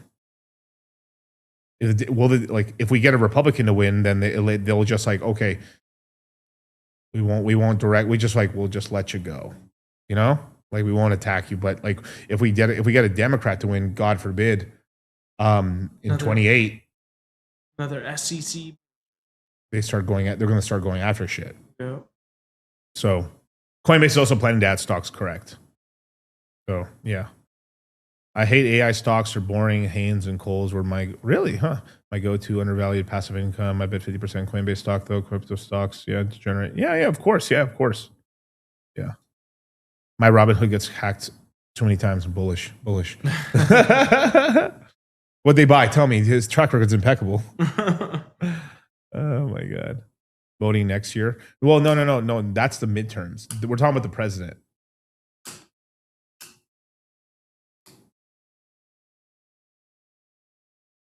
I almost lit up my cigar today, but it's 19 degrees and it's snowing. That's the perfect time. Perfect time to What do are you it. talking about? Making my dream, drinking and smoking. Ooh. Wee. I need to turn that down a little bit.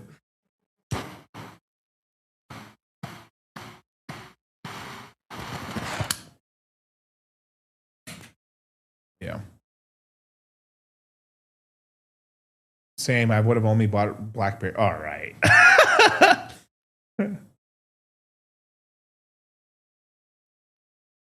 I like options, actually. I just don't talk about it very much. I like options and stuff, but I just think, leverage trading in general is just bad. But like, if the downside's capped, I think it's okay. Well, the Dems aren't going to be complete anti-crypto, but they're going to go after some of Trump's shit.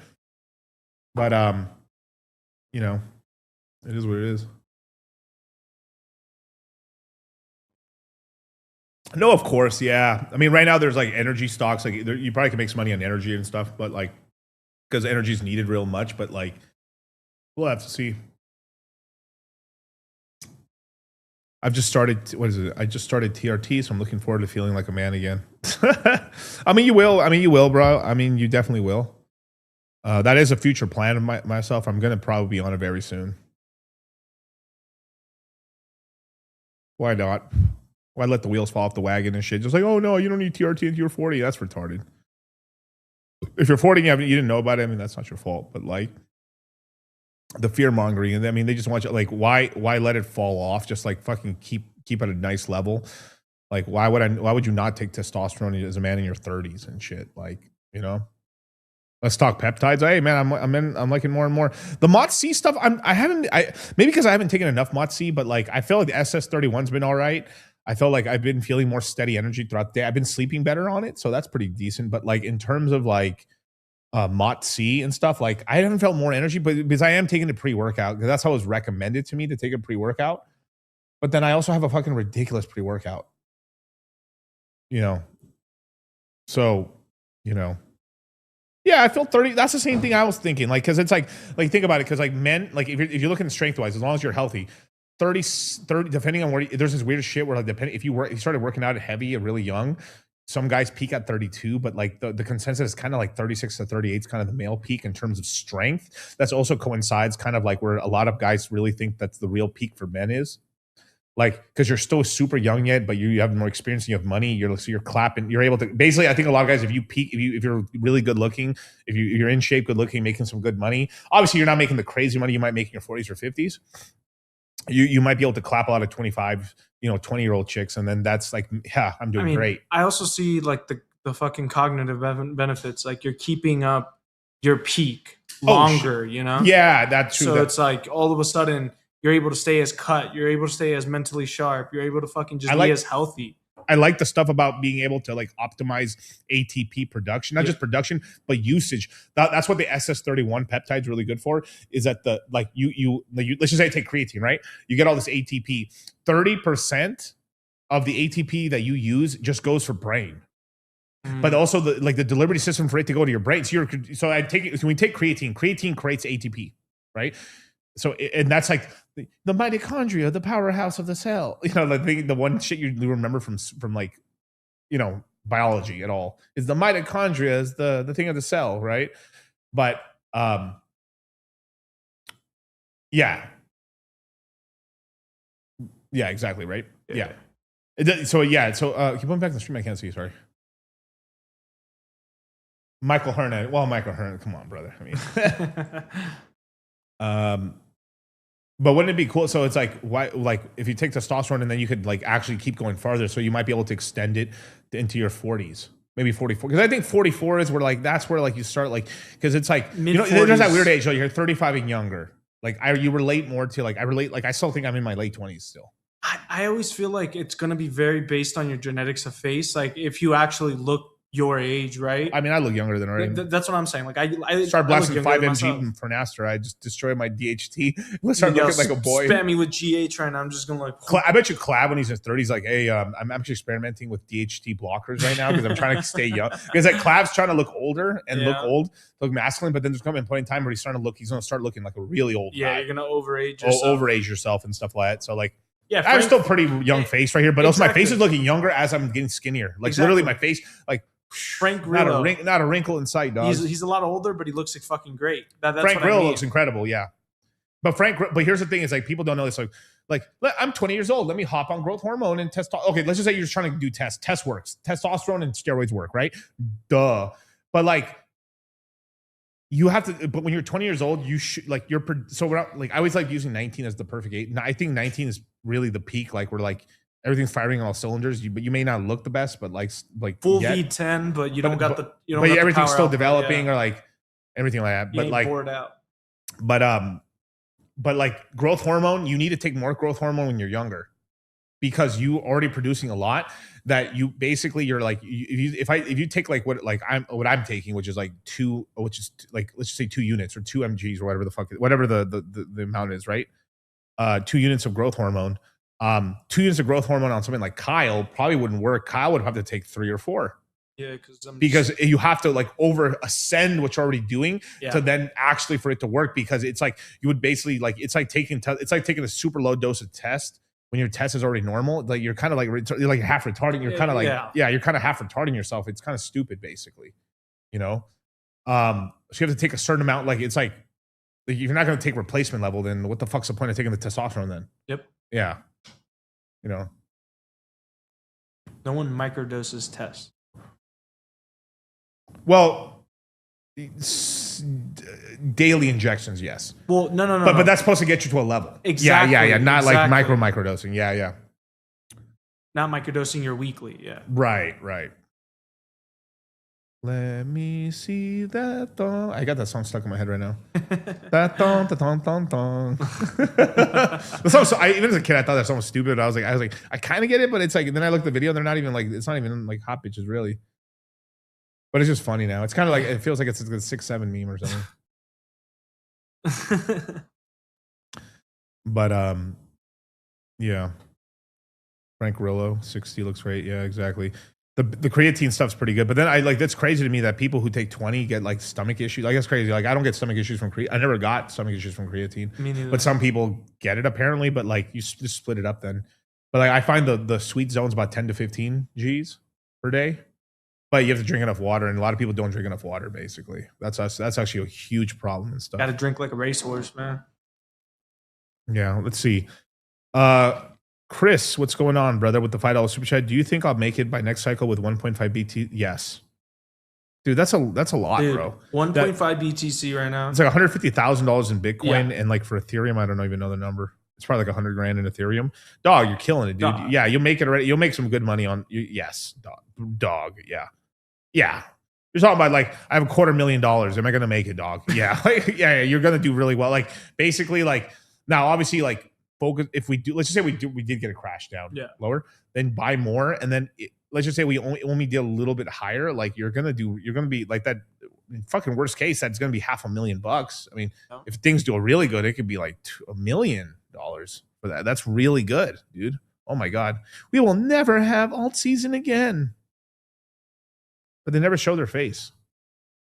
Always a profile pic. Never their own. Every time I see this, I always think it's some fucking Indian dude. He's like, I've never seen a thong. Dun, dun, dun, dun, dun, dun. I've never seen a thong. That's so funny. I recently came to the realization that I don't actually need therapy. I just need a bad bitch. I just need a bad bitch. And the only way to get a bad bitch is with slightly bigger muscles and more money. That's what's been stopping me. The key to happiness this whole time has been vanity and materialism. I've been worrying about things like intimacy, finding like-minded individuals, and meaningful work, when really, I just needed to start taking steroids and doing summer sales. Because that's what other people look for and desire in a partner, is money and slightly bigger muscles. Have I not been showing these memes since before collab? Yeah. Got popping. Talking about this for a long time. Long time. You got with the Indian next one? Oh, Panini, don't you be a meanie. I'm Pakistani, bro. So by calling you Indian, I've insulted you. Thank God. All jokes aside. Summer sales. That's true. But I mean, like Clav's like said shit we've always thought for a long time, but like he's quantified in a really, like he said it in a really smart way. But like he's also saying stuff to be divisive. I mean, not divisive, but to be like he's trying to be market himself by saying stuff so he can be retweeted out and stuff like that. Like, I do meth. Is it really? Yeah, no, he's using his prescription and shit. Prescription medical, which is very doubt is very prescription, but it might be a prescription. But then he's trying to microdosing it to like not the full extent that he did to give the crazies. At the end of the day, if we don't have a blood test, we don't know exactly what he's taking. Yeah. This shit's good. Yeah, I also talk about all these hair stuff. My barber today was like, Jesus, bro, how you getting your hair to grow? I've been getting my hair to actually grow even more down, and shit was like, I'm not even. It's not. It's like, you know, an ounce of prevention is more than a pound of cure. You know what I'm saying? Yeah. Like, I don't even have hair thinning, but I was like, you know what? I'm so scandalous. I'm viving la vida loca. That dude lost like almost like all the money from that song initially because he said that Ricky Martin, that gay guy, was he the one that was gay? Yeah, Ricky Martin's gay. Well, who's the one that wasn't gay that was shocked? It was like Ricky Iglesias and then Ricky Martin? No. Gabriel Iglesias. And Ricky Martin. They're two separate people? Yeah. Damn, I thought both were gay. but anyway, the one I thought that was gay, my dad said like, "Oh, that dude's a homo," and I was like, "It's one of the few times I ever said my dad." My dad never said shit like that. But my dad was like, "Man, that guy's a faggot. He's a pinche joto." I was like, "Wow, Dad." And then this one, that's Ricky Martin. And ended up being queer, bro. When he came out that he was gay, there was a picture of him with his super pink lips. I was like, I was like, my dad was like, "Ha! I told y'all." My dad was like, "Shocked I am not. Shocked I am not, dude." I was like, yeah, the gaydar's right, Dad. You're right. Some together. But they're holding up pretty good. I mean, put this on the screen, Kyle. Yeah, give me a sec. That dong. But yeah, he stole this money and shit from Cisco when he did all this stuff and he did the orchestra just because he says, I'm living the vida loca. You know, it's like, all right, just take 10%. But what are you doing taking like all the money from the song? That's bullshit, bro. Pitbull still supersedes all these motherfuckers. Yeah. Dale. Yeah. Yeah. I think Trumper hats look really bad on dudes with small heads. Yeah, it's like it looks ridiculous. He's a fresa. Exactly. Yeah. Damn, this cigar's good, bro. Yeah. I haven't had a cigar in a minute.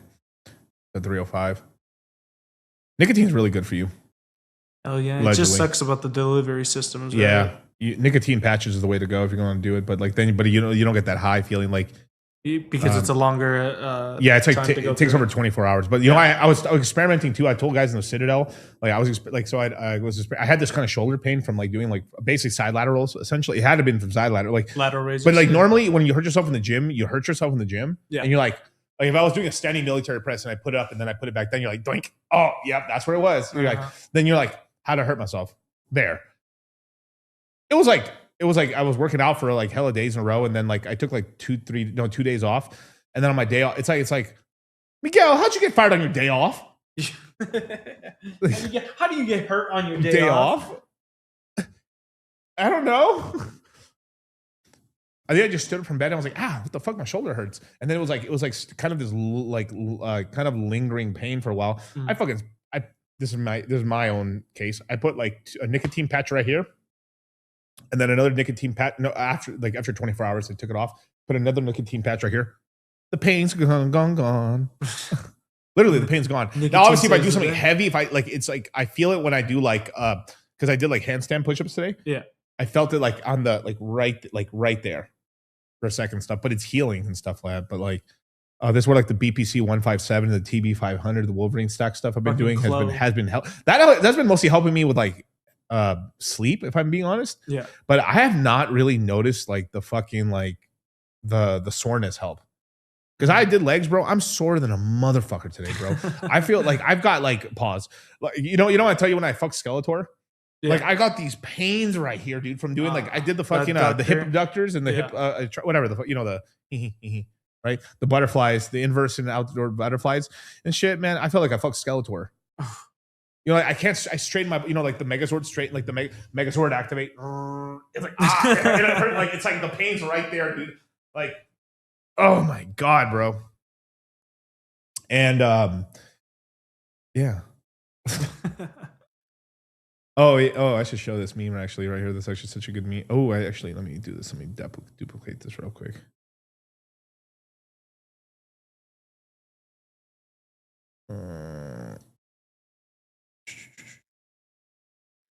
Where is it?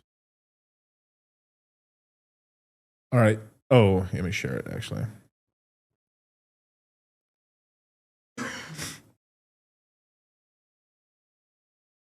So I said, I'm streaming today. Fuck around and find out. Right? And the guy's like, yawn, I'm not excited at all. Hate me or love me, you watched. Ooh. That's the truth, bro. Hit the like button, man. As a matter of fact, shit.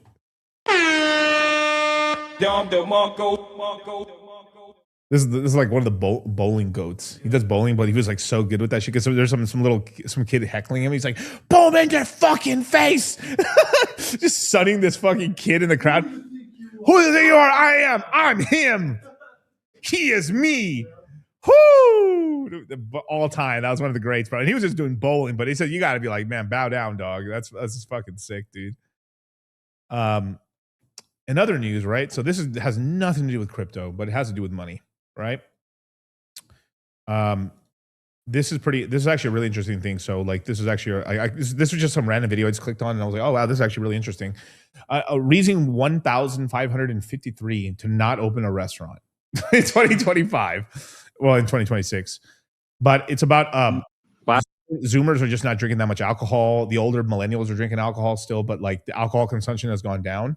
Yep. I think the alcohol consumption, let's be real, the alcohol consumption has gone down because the alcohol is fucking expensive as a motherfucker.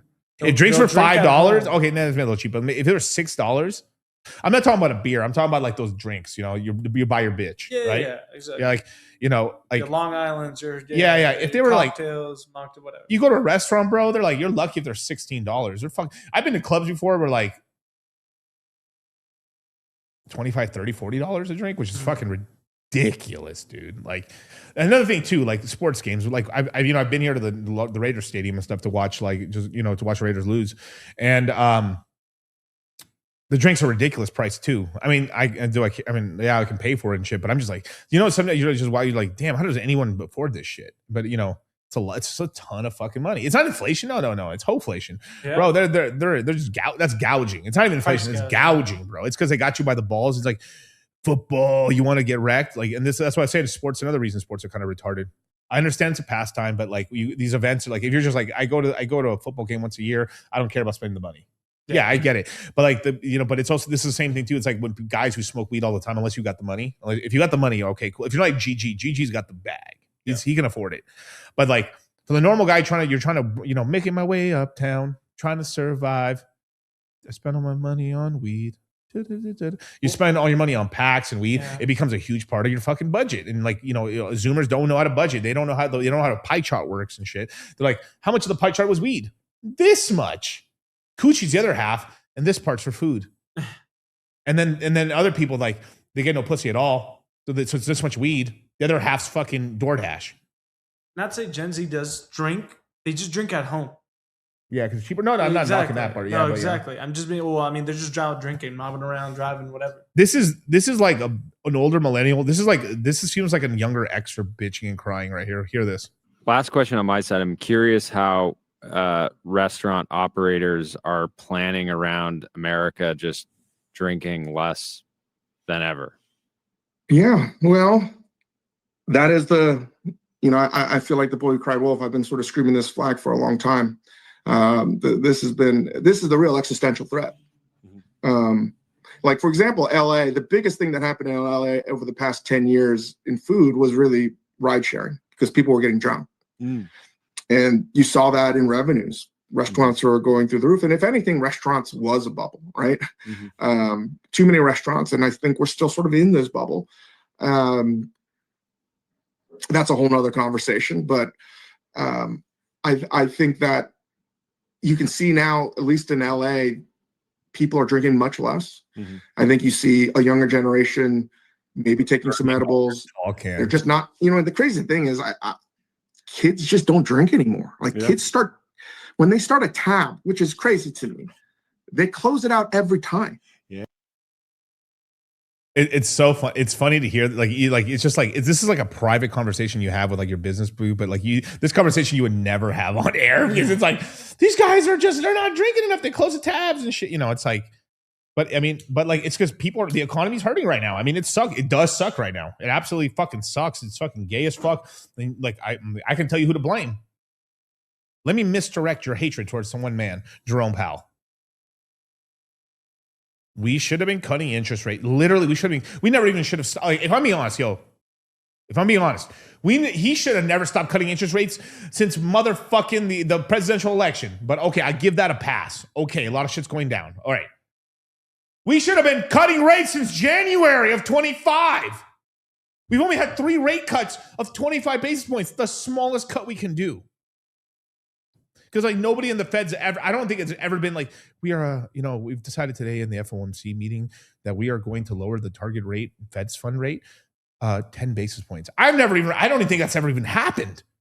So we would have had rates much lower. What's happening is the money's locked up in real estate. We can't unlock it because it's too fucking expensive. And most people don't want to refinance their house. And then their house payment doubles in price because these millennials who bought a house locked in the rate at 3%, or maybe some people managed to lock like a 2.9%, but let's just say 3%. If they were to refinance, the refinance rates goes up to the current rate, which is 6.5%, 7%. So then their payment, so their house value, whatever, even if it's gone down a little bit, let's just say their mortgage payment right now is let's just call it $4,000. It'll jump to $6,500 if they're lucky, 7. But then they have this extra cash, and then when that cash runs out, of course, hey, they're going to spend it, right? Now I have to come up with the 3,000 more nut out of it somewhere, and you could do it for a while. So only the most financially irresponsible. There's a lot of them, but like not every. But if you work to that point that you can do some dumb stuff. Like maybe I would you would do if I had 3 houses. Like I'll do it on one house because I need the cash. But you wouldn't do it on all of them because that's to financial destruction. I'm in the flow state. That's right. I love you guys. Kisses. But this is what happens, man. And I've talked about this for so long, dude. I mean, and Trump already said he wants to lower the rate to 1%, which that's a little. We're gonna have some inflation problems at that point, for real. But like, I think we're like the Fed's fund rate's at 2%. So like maybe you take out a 30-year mortgage, you're paying 4.5, probably low 4s, high 3s. I think a low 4, high 3s on a 30-year mortgage, chef's kiss. All right, that's where it needs to be. So maybe 1% does take us to that point because if I remember correctly, we were at basically 0, but 0 was technically a quarter of a basis point. Was the low? We weren't ever. I don't think we were ever at 0. We were at like 25% of a percent, basically. So like, it's bad. Jerome Powell's the reason, dog. It's just everyone's too stupid to know why. Because they don't know money. They don't know interest rates. They don't do anything, bro. It's the truth, bro. Like, I mean, like, I don't know what. Like, I'm like, dude, I'm Hitler's top guy, bro. What am I gonna do? I'm Hitler's top guy. Adolf Hitler chose me to lead the revolution. Oh. Adolf Hitler needs me? Okay, I'll do it. I'm going to bat for you, Hitler. I got your back, Hitler. I don't know why, but I think that's a Jewish lady. I don't know why. Yeah. But you see what I mean about, like, I've been saying this for a long time, bro. Like, if you got a girl with small titties, bro, I'm not shitting on, but like most of them, they got a bit of an attitude problem. Let's be for real here, man. They've been mad at life because they felt like God cursed them. Life gave them lemons instead of melons. Whew. Kyle with the bars, bro. That was biblical, bro. Off dome. Damn, Kyle. It's like God gave them lemons instead of melons. One more ring for the bell, bro. Wow, man.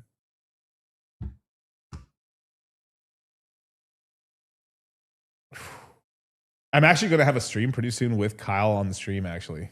Oh, dude, hell yeah. Yeah, we've been planning it. So probably this week coming up. Yeah, this week coming up. I'm going to have Kyle on the stream. So you're going to see Kyle live on camera. Actually, Kyle, come on the camera for a second. Oh, shit. Hold up. Put your shirt on. Hey. Why are you naked? Oh. See if I can get in frame. The smog. There you go. So what's up? I mean, I don't even know if they could hear me, but probably. Yeah. Definitely. Oh shit! Hell yeah for the win, man. There's been a minute since I've been on camera. Honestly, I know. I'm usually just talking in the background with like Rillo's streams and shit. Yeah, but I'm gonna have Kyle on the stream occasionally and stuff to like, just because I don't know. I just thought it'd be funny.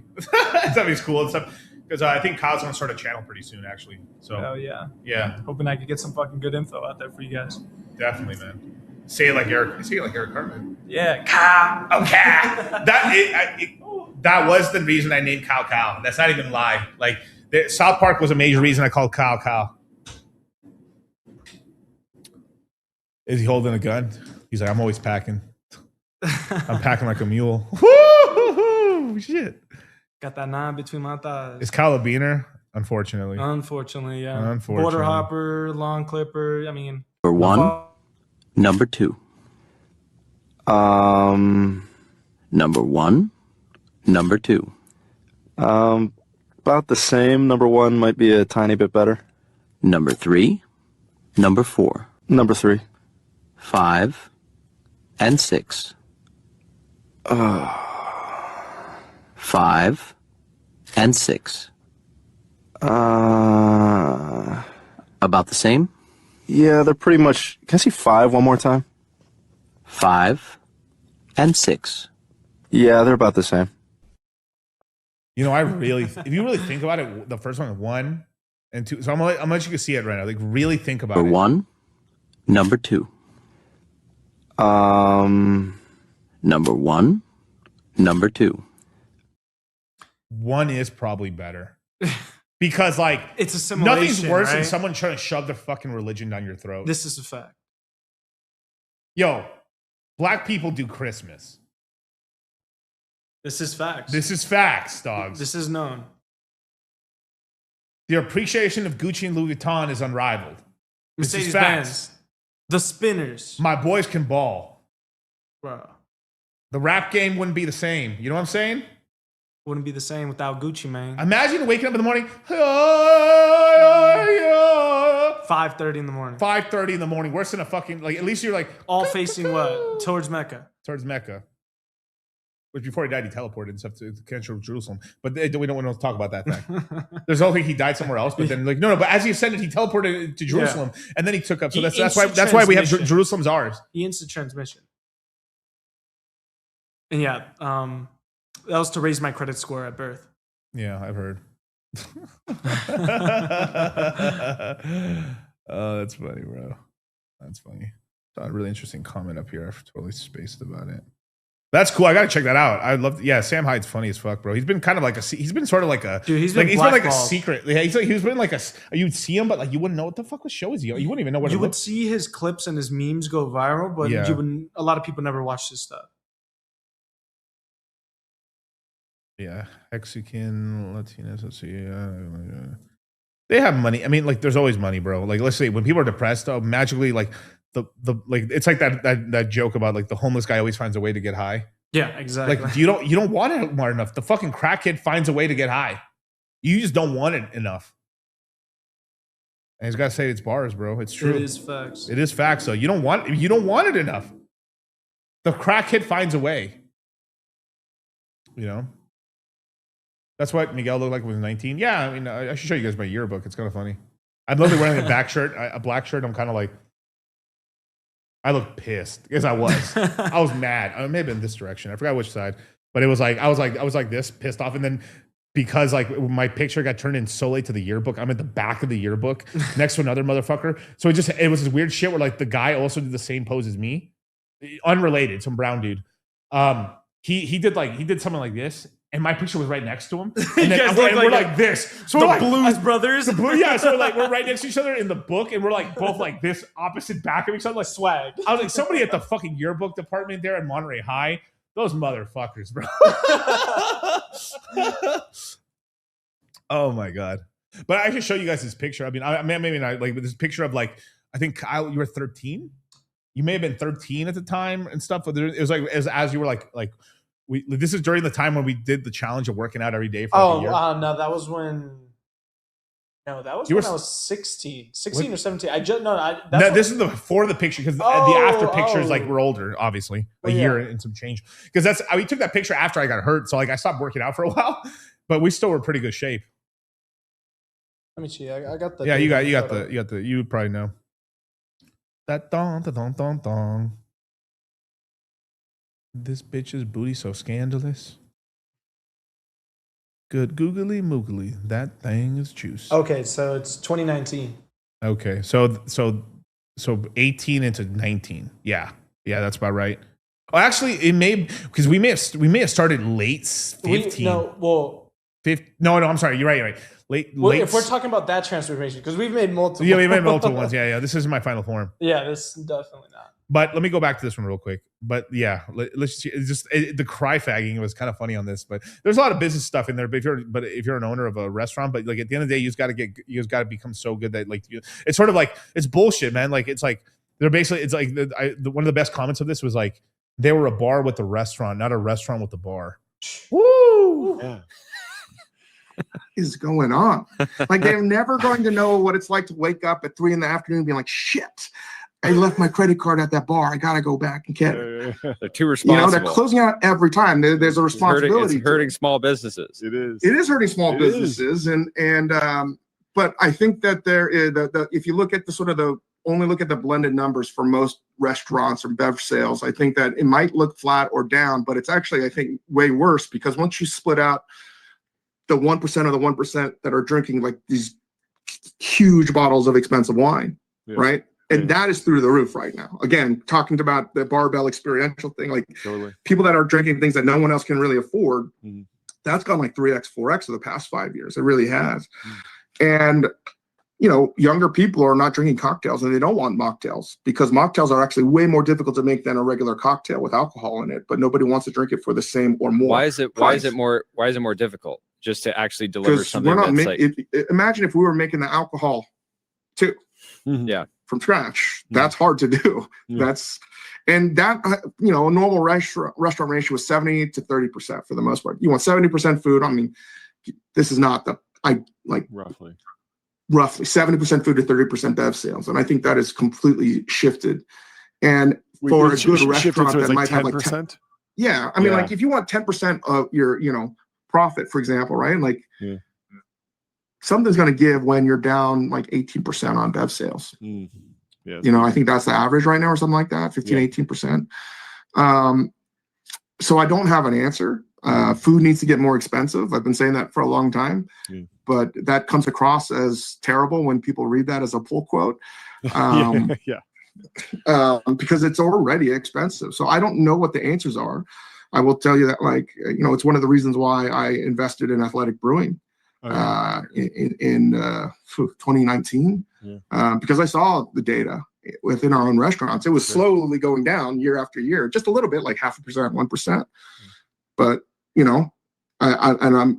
I think that's what we can do is sort of figure out what the alternatives are. I don't have the answer. But isn't one of the challenges is like these non-alc products, like somebody's not like, there's not the incentive to have the second or third. Like I feel like a lot of this stuff, people just have one, they get a little bit of the taste, but they're not getting like a real, they're not like getting, they're just like not getting drunk, right? So they're not going for that third or fourth. Are you guys drinking as much as you used to? Absolutely not. No. Yeah. You know, I feel like the way I used to was like Don Draper and Mad Men, the amount I used to drink. Yes. You know, and part of that is just a general. Yeah. I'm not drinking as much as I used to either. But all my money's going to peptides.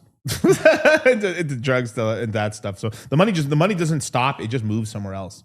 That's all that happens. But like, yeah, I mean, like I would say don't spend your money on weed for the most part. I think like if you're on vacation or you're like hanging out with the boys, let's have a smoke, whatever. That's what I'm talking about. But like you're like, I don't know what to do today, so I just got high in my room. It's like, yeah, it gets. It's like you're almost like self-depressing yourself. Well, it's what Rolo says. It's like in the aspect of like you're just literally dumbing yourself down. Yeah. I mean, there's people that are successful with weed doing their stuff, but that's coke. They could be better. Yeah. So okay, quick question, Kyle. If you can't do back, what can you do tomorrow? I heard you're hurting from legs. Yeah, I'm not doing legs, bro. I'm doing fuck. Because I always like when I hit legs, the next day I go to the gym, I also hit like I always like before I leave the gym, I hit like a little extra legs. Just hits more volume. So I hit more like what's called hamstrings. Okay. So just to make sure I couldn't go down a flight of stairs. I hit chest 2 days ago, but I mean I could hit chest and shoulders or shoulders. I mean, okay, we'll do shoulders then. I'm down. Okay, we'll do shoulders. Got to get them boulder shoulders. The boulder shoulders and stuff. Okay, cool. But yeah, I mean, so that's kind of the whole thing there and stuff. It's kind of it's interesting them crying about it, but like, I think the most ridiculous thing to me. Look, I really do like the food services. It's nice to use it, but like, I think one of the stupidest things is parents are letting their kids order food through like DoorDash and shit. Like, Uber Eats, what happened to like the like? Postmates. I mean, maybe Pizza still has it, but isn't it kind of crazy that like? Isn't it kind of crazy? Like I've seen motherfuckers like order pizza through that when they have the delivery system to drive it to you, which should be cheaper. But instead of calling, like, nah, dog, like I'll pay an extra like $10 more just not to talk to a guy at the store to bring the food. You know, I think the play really is for most. I mean, it's crazy to me. Like even like Zoomers don't have car. I mean, sure, if you don't have a car, but I think it's so smart to have a car, like a driver's license, right? Yeah. It isn't like in Germany where it's like $5,000 to get a driver's license, right? But yeah, I think it's cool. Everything seems cool, but everything seems cool because you're younger and shit. And it's like there's like coolness in like, you know, I'm just, you know, I'm good at stuff because I don't try hard. But then like, you know, yeah. The saddest thing in life is wasted potential, man. My coworker has a DoorDash set up on the daily. Yeah, Jesus. So much money's been spent on there. That's like maybe that's my version of like, you know how like the other people's like, you spend $5 on your dude, motherfucker. Like $5 ain't gonna change shit on your financial future and shit. Like you'd actually lose if you're actually productive and you do online work or anything like that. You being sharper is like that $5 is worth it. So you're like on point basically, right? But I mean, you got to get to a point where $5. I mean, like it's around like it's what the fuck. Right? Who cares? Right? At no point, even when I didn't have money, were $5 gonna break me. But Miguel, you don't know if you put that $5 into the S&P 500 over 45 years, you'll be able to buy yourself a Lamborghini. You'll be able to buy it'll be $1 million. You'll be able to buy it's not on your Roth IRA, Miguel. It's not on your Roth. Right. All Roth IRA, and then they're like, no, but what about the traditional 401k? I did the math between the traditional 401k and the Roth IRA is much better and stuff because it's always better to be being pre-tax than post-tax and stuff. Cock sucking each other. And you don't know that $5 if you actually invest that, you know, you invest that, you'll be able to buy yourself a Lamborghini or a Ferrari in the future. Listen, you fucking stupid fucking piece of shit. Fucking, I almost won't call you the N-word. Stupid motherfucker. Pasty face motherfucker. In 40 fucking years, and it's not going to cost $1 million for a Ferrari. The Ferrari was $40 million. Yep. 40 fucking million. And guess what? Still no Ferrari. Mm-hmm.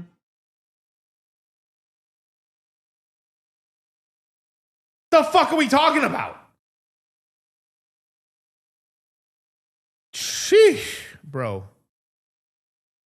Now, the real ones, like, you know, people have a smoking habit. You know, you spend 30. Yeah, sure. If you cut out coffee and like cigarettes, right? Let's say you bought a pack. You know, you bought a pack of cigarettes, right? And then, like, the pack of cigarettes because of gay California, queer California, Gavin Newsom's California, is $15, $20, $30, $13 and a couple. Sure, if you spend $20 a day, that number's a little bit more, right? $20 a day. I used to be able to do the math. Like, is that $4,000 or some shit? Let me see. 20 times 365. Damn, she fine. $7,400. Yeah, that's almost like I think that almost fills up. If you have a Roth IRA, sure, why not, right? But like, I mean, you shouldn't be smoking a fucking pack of cigarettes a day. That's ridiculous. I don't think nothing's wrong with a cigarette a day or a fucking, you know, some Zyn pack, like a Zyn pack, this Zyn pouch, bro. Like the way you can make this last longer is you put this into your foreskin. It just hits you stronger, and then like Tucker Carlson said, you know, to Theo Vaughn, man, like, you know, like why aren't you putting this? I mean, these pouches come with, like, you know, they come with Vaseline, so you can like insert them rectally. They're meant, like, they're not supposed to be taken orally. They're supposed to be taken rectally. But like, people misuse them all the time and stuff. It's fucking crazy to me, man. You know.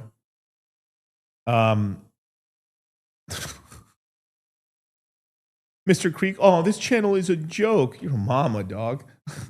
Hey, you should. He's like, can I ask anything crypto related? Well, no fucking shit, bro. Ask crypto related questions. I'll answer them. I already banned him. No, you know, well, if you banned him already, whoops. But like, put him on a 5-minute then. Yeah, I put him on a 5-minute. He's like, can I ask crypto question? Just ask. Fuck. Ask, dog. Are you serious? I mean, anything's a suppository. The reason I do that is my son laughs. He has like a big bear belly laugh. He's like, he sits back in his chair and he's like, you peasants make me laugh. He has a very barren sort of like man who owns a lot of land, like, you know, like a big burly man with that like southern plantation owner, sort of like.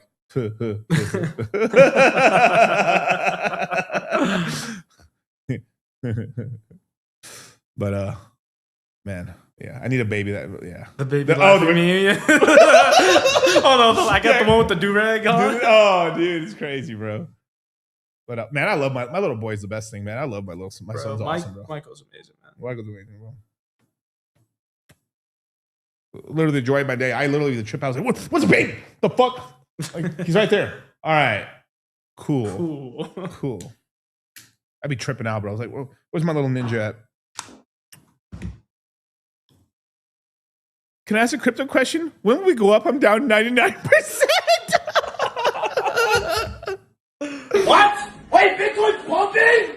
Oh my god! First my lungs get liquidated from this massive dump, then I borrow money from my mom to short at 80K because I thought we were going to retest the previous cycle's all-time highs.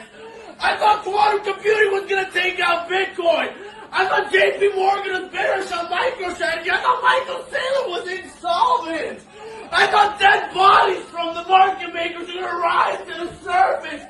Now Bitcoin's at 88K and I'm sidelined? I gotta get a job! I gotta call my girlfriend. I gotta call my boss at McDonald's to get a new job. This is such bullshit! I hate crypto so much!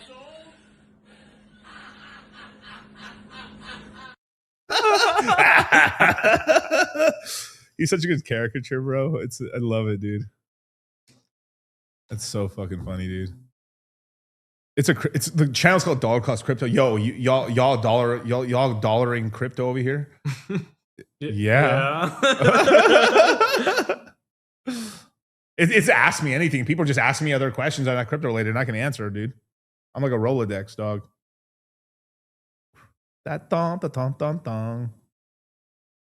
Miguel so scandalous because he's viving la vida loca. He lives in Vegas, Gus, gambling. Dude, that fucking NBA game with all the traffic we had, bro. Oh, bro, man, fuck this shit, bro. Oh my god, like just situation. Inception. Wait, let's see. Move my head back and forth. when will it move my head back and forth? Let's see. Moving the head back. All right. I think it's living the vida loca right now. All right, let's see. Now it's the head switch. There you go. Yeah. Anyway. That's what we wanted. Oh shit, dude. Let's see. Spurs OKC game. Yeah. Crazy. McDonald's clankers will take your job producing crypto bows. Hold steady. Yeah, Chipotle soon enough. You know what's really good, actually? Just pro tip. You don't have to like what's called I'm here pumping my bags. But Chipotle catering, bro, kind of worth it. It is actually the portion wise, right? Oh, it's delicious, bro. Get that steak, that mediums. Fuck fuck the red one. Get the green one. The peak of the guy, man. Nah. Empty calories. Empty calorie, bro. Am I so good with Kylo? I don't know. Goddamn Diamond. Kyle, can you give the explanation? Go put the baby thing. What's it? This meme came from some Asian dude, All right? right, so it's a meme from I don't know if it's from Weibo but it basically made its way through TikTok. Yeah. And basically it was just a cringy ass Asian dude doing like a little laughing pose thing with basically like set up shit. Then all of a sudden they made that into an AI version, then made him into a baby. And then this happened all during the same time where everyone's getting Kirkified. Yeah. So then Kirkified, that meaning they would turn your face into Charlie Kirk. Oh, okay. We are talking about Charlie Kirk. Yeah. Chipotle, I could have blew it up. Dog, say less, dog. I could do it. Honestly. I'll get my work. I'll take my unpaid workers to fucking. I mean, this is true. I will say none of the sauces are good, but the green at least has some flavor. I see two of you, Miguel. That's right. That thong. That's that shit so scandalous. Bitches didn't wear thongs in the 90s. Dude, I mean, we've been struggling, bro. Men used to fuck like unshaved coochies. Yeah, dude. What was it? The cooters, but like not even just like a little hair. I'm talking about like nothing wrong with little hair, but like jungles is insane. We're talking about Bush. Ain't George up in here. Miguel, Bush Hunter. Miguel, Bush Hunter. Hey, welcome to Bushwhackers. It's Bush Gone Wild 3, Volume 3. Yeah. You know, Naughty Nurses 2, Crotch Capers 4. Naughty Nurses 9. No, not Naughty Nurses 9. It was Backdoor Sluts 9. Backdoor Sluts 9. There you go. That's worse than Crotch Capers 2 and Naughty Nurses 3. How would you know? I know. I just guys at the office and talked. Fucking Sebastian. Look at this.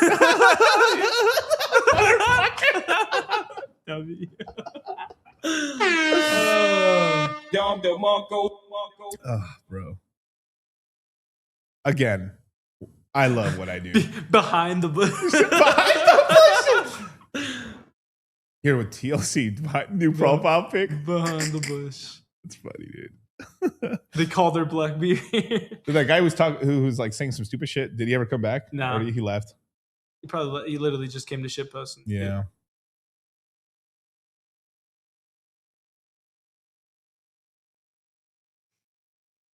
DeFi also. Yeah, did you see my homie opened up a viral taco spot in Toronto? Guess what? He's Egyptian. What? I mean, dude, there's a lot of like. Remember Mr. Criminal? Yes, dude. I'll say like I don't think they're bad people really, but like I think that whole like that thing that should it never really took off because it only like took off in LA. I mean, he's still, but like he's fucking. I think he's literally Egyptian or Middle Eastern. He looks like a freight beaner Mexican cholo gangbanger. He's like Middle Eastern or something. I'll find out. Like was it Mr. Capone? Mr. Capone. Like all this shit is like respectfully kind of lame, dude. Like, man, it's like going to heaven and finding out Jesus smoking crack. No, Mr. Criminal is the one that's. No, it's the other one. It's Mr. Capone. Mr. Yeah. Capone. How crazy these names, dude. Like, it's like. Hazara. He's Hazara. Pakistani. Show pictures of this guy. Go to images. I mean, smart guy, makes money and shit like that, but like it's kind of hilarious, bro. It's like, but the worst of all was like finding out like Domingos, what's his name? Don Francisco, being fucking Jewish, yeah, Jewish German dude. Like that. Tell me that's not a beaner, bro. Tell me that's not a beaner right there. Right here. Vibe check. Right here. Vibe check. Oh my god, bro. Where's Charlie? I don't know. We're not cool. Hold on. It looks good, but this is a certain thing. What this is this is what we like. What Rolo would call an archetype. This is like dressing up. This is dress up in a way. Yeah. This you're putting garbs on and stuff like that. Like you're Those dressing up. Like this picks up. Hey, you want those fucking hyenas, bro? Oh, sorry, I let my accent slip. Yo, bro. No, put him back up. Put him back for a second, bro. But like, I haven't listened to a single song of his ever. But like, this is what I think. Like, this is what a lot of these gangbangers think they want to look like. And there's only a few of them that actually can pull this off. But oh, you know, I got my Lokes on. Hey, what set you trip, fool? This shit. Oh, I saw so many skinny, ugly motherfuckers rock. Like where that they all think like that. Like, oh, I'm a pretty boy, and they're fucking faggots. Fucking posing like this. Like, damn fool, man. This is North Side, bro. What are you doing on my side of town? Look. Dog, your mom still has EBT, dog. 7 Mr. Capone ideas, Cholo style, bro. I'm not just like calling this shit out. Look, that's really tricky. The Chicano culture is the lowrider shit, but the lowrider shit's cool and stuff. But like, it's just too attached to like the gangbang side, which is just so stupid. And I think this is they tried really hard to push so you know how they pimped up the black culture with all this pimp and drug shit and all this other stuff. They tried really, really hard to do with Mexicans, but it kind of flopped. Yep. Because all Mexicans are like, damn fool! Like the gangster cholo shit's gay. Yeah, very super much so. Gay. What block do you own, dog? Yeah, and then on top of that too, when they try to push it hard, the entire like the working side, it's just like because like the gangbangers make no money, dude. They don't. Yeah, lean like a cholo, side to side. It's like that shit. That shit's only cool to retards. But okay, I know some people, right, where they couldn't get pussy to save their lives. They joined a gang to get pussy, and they're just fucking the chick that gets trained on by everybody. Basically. I know a dude from high school that had a baby with that girl. Yep. Uh-huh. Real cooked out shit, dog. I'm 100% serious. Like, full on. Still, I have a meme about that. It's like that. What was that? I remember I have that meme of like he's like that dude that fucking marries the hoe of the group or whatever. He's like, bro, she loves me, bro. She's with you with the money. I have no money. Host need love too. Okay. Little Rob, Little Voltito, Bumper was it? Who? Bumper. I know none of these proudly. I know none of these. Hold on, whip out Woody. Woody. Oh, I've heard of Woody, but it was just, but my friends used to make fun of this guy because he was listening to Woody, and like he was like this super dork Mexican guy, looked terrible, by the way. And then he then started dressing like Woody. He would wear these flannels and start wearing the gloves. You know the gloves, like they always do with the gloves to look hard and shit. And then my buddy, you know, Alfred and his brother and all this. He's like, "We listen to Woody fool," and they all started like. And the guy was just getting sunned every day at lunch until he's like, man, fuck you guys. And he stopped showing them music and stuff and just sit in the corner. And this is why this didn't propagate, because it was completely made fun of. Completely. Because here's what happens. The moment the bitches ditch it, y'all making me feel bad. You should feel bad. No, but it was stupid. I mean, this thing, never once as a kid did I think it was cool. Never once. Not once. Now, I was smart enough to know, hey, I could get jumped. I'm not retarded. But they knew I didn't fuck with them. No. But like, it's because I knew it was pimped out. And then the other thing too, I read a book when I was really young too as well. That was Freakonomics. Yep. And in that book, they talked about how gangbangers make less than McDonald's workers. Slinging drugs. And there was a big thing too, because they talked about gangbangers, and they also they mostly were talking about like Los Angeles gangs, and they were talking about black gangs. So they originally did the whole thing on people, these drug dealers selling crack, and these drug dealers, but in general it could be equated to almost all the gangs that it was a slave class basically. Basically you're essentially almost doing like a, not Cutco, I don't want to say that, but you're like Herbalife person, but you get invited to the Herbalife parties, and then there might be like some drugs and fucking and whores to fuck, and then like you're like only the top guys, and the thing is the hierarchy is so fucked because like only the tippy tops are making stupid money. And then the underlings and like the bosses are barely, like you're almost like doing it all for rep. So it's like you're essentially slaves. basically working for free. It's fucking bad, bro. It's like so fucking but like as I was always about money, even as a kid. Even when I didn't have money, I knew about money, and I was just like, this is fucking stupid. This is why I sold candy as a kid, because I was like, that shit makes bread. I remember having so many quarters in middle school in my pocket that like my pants were falling down, that I was like, Mom, I need you to buy me a belt because I'm not buying one. But like, my pants, I was like, Mom, come pick me up in her Honda. And I was like holding my pants because they were falling down. I decided to wear cargo pants.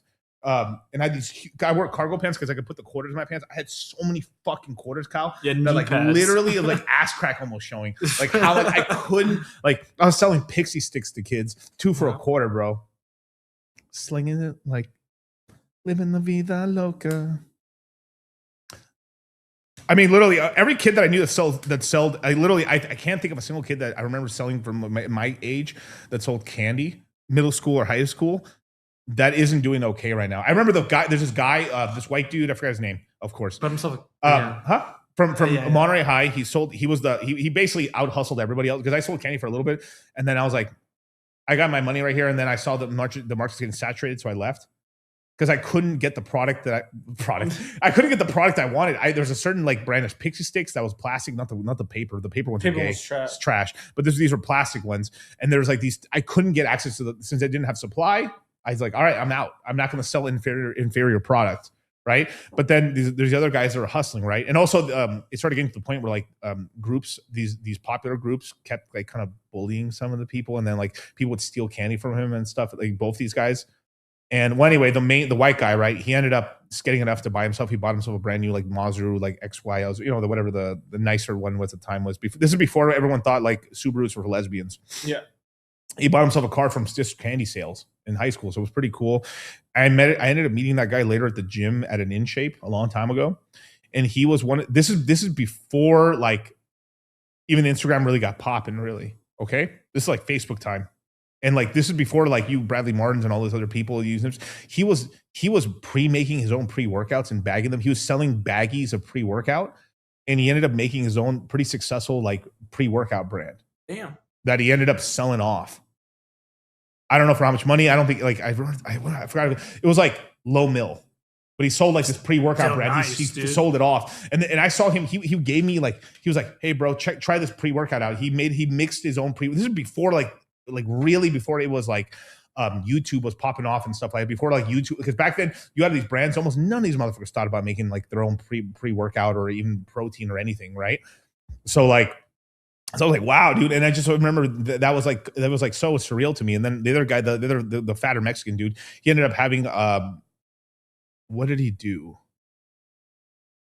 I believe he ended up having a bunch of like taco stands or some shit. He ended up being pretty successful himself over time, but at the time he got kind of curb stomped by the white guy in sales and stuff, but he still was making his money. So it's kind of, the market was kind of split. Like the white dude was making 40% of the money or 60% of the money. He was making 40%. And then there's all these other people, but they didn't matter because they didn't do the same sales. So it was just kind of like the whole school was just like mafiaed up by this Mexican and this white dude. And there was me, and I was like, man, I knew I could beat them, but just I needed the right product, and I was like, I can't get it, and mom's not gonna take me. You know, I don't know if people remember this, but in middle school, my years, what was that? Fucking 2013? Yeah, no. It would have been 2012, 2012 up.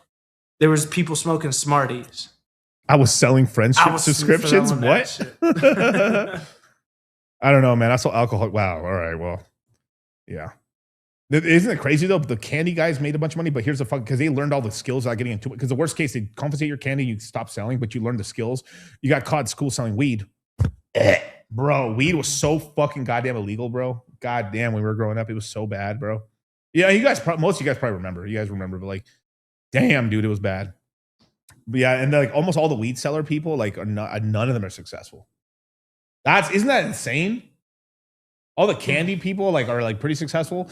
And like almost all the drug guys are unsuccessful, bad. Yep. Not a crime if you didn't get caught. That's right. Let me check the market real quick, see if there's been a breakdown or up real quick. Ethereum, let's see where we at. Yeah, 31. Ethereum's actually holding up better than Bitcoin. That's not saying a lot though. But yeah, we're about about 90K, same prices. I mean, it's been oscillating. It's been going up 1,000, down 1,000, basically at most. What's down the most? Midnight. Oh no, that's just a Quant, Caspa. Pi, bro. Pump. I do like that Pump's down a little bit. Dude, this token, regardless of what's happening, bro, like Pump's doing a lot of buy. Eventually, this buybacks they're doing, they're pumping millions of dollars into buying back their own token that's worth nothing right now. They're buying a lot of the supply up right now. They really are, dude. Like because Pump's got the brand still in Solana and stuff like that. It could do something if we get a run up and stuff like that. But even in the bear market, if they continue just to maintain somewhat, I mean, as long as they're like the number one, which I believe there still will be in a bear market, even the volumes go down, like they're burning a lot of supply, man, which is so it could be a runner in the future.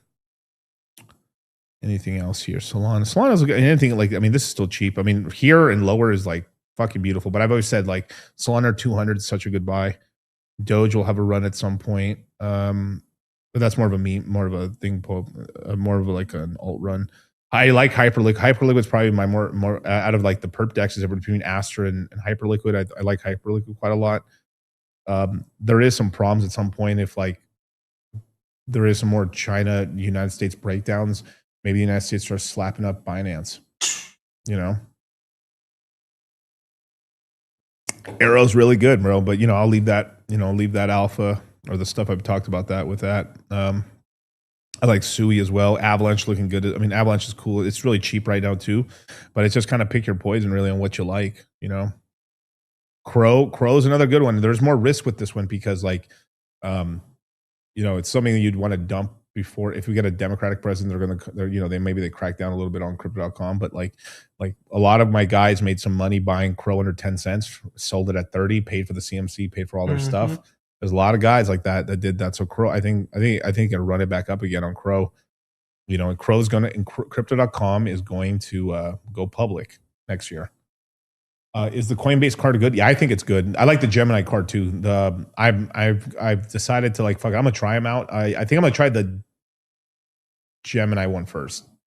But yeah, I mean, just get me if you're going to be credit card spending already. If you don't, the stupid shit is like, let me go spend money that I'm not going to spend anyway. Like, but if you're already like, let's just say you're already spending a person that spends $2,000 on a credit card a month or something like that, or $1,000 a month, you know, fuck it, get the 5% back and save it in Bitcoin or Ethereum and just leave it there. I mean, just like fuck, and like it could add up to something, and maybe it might be something. It might be like an emergency, like hey, it's something good. But the Gemini one's really good. I can tell you the Gemini. I've had enough of our students use that one. I can tell you it's pretty good, but you can never go wrong with Coinbase. The Coinbase one is good. The card's metal. It looks pretty sick. It's actually got all the I think it's the first block of Bitcoins actually inscribed on it. It's pretty cool, man. Oh shit! It has no annual fee. You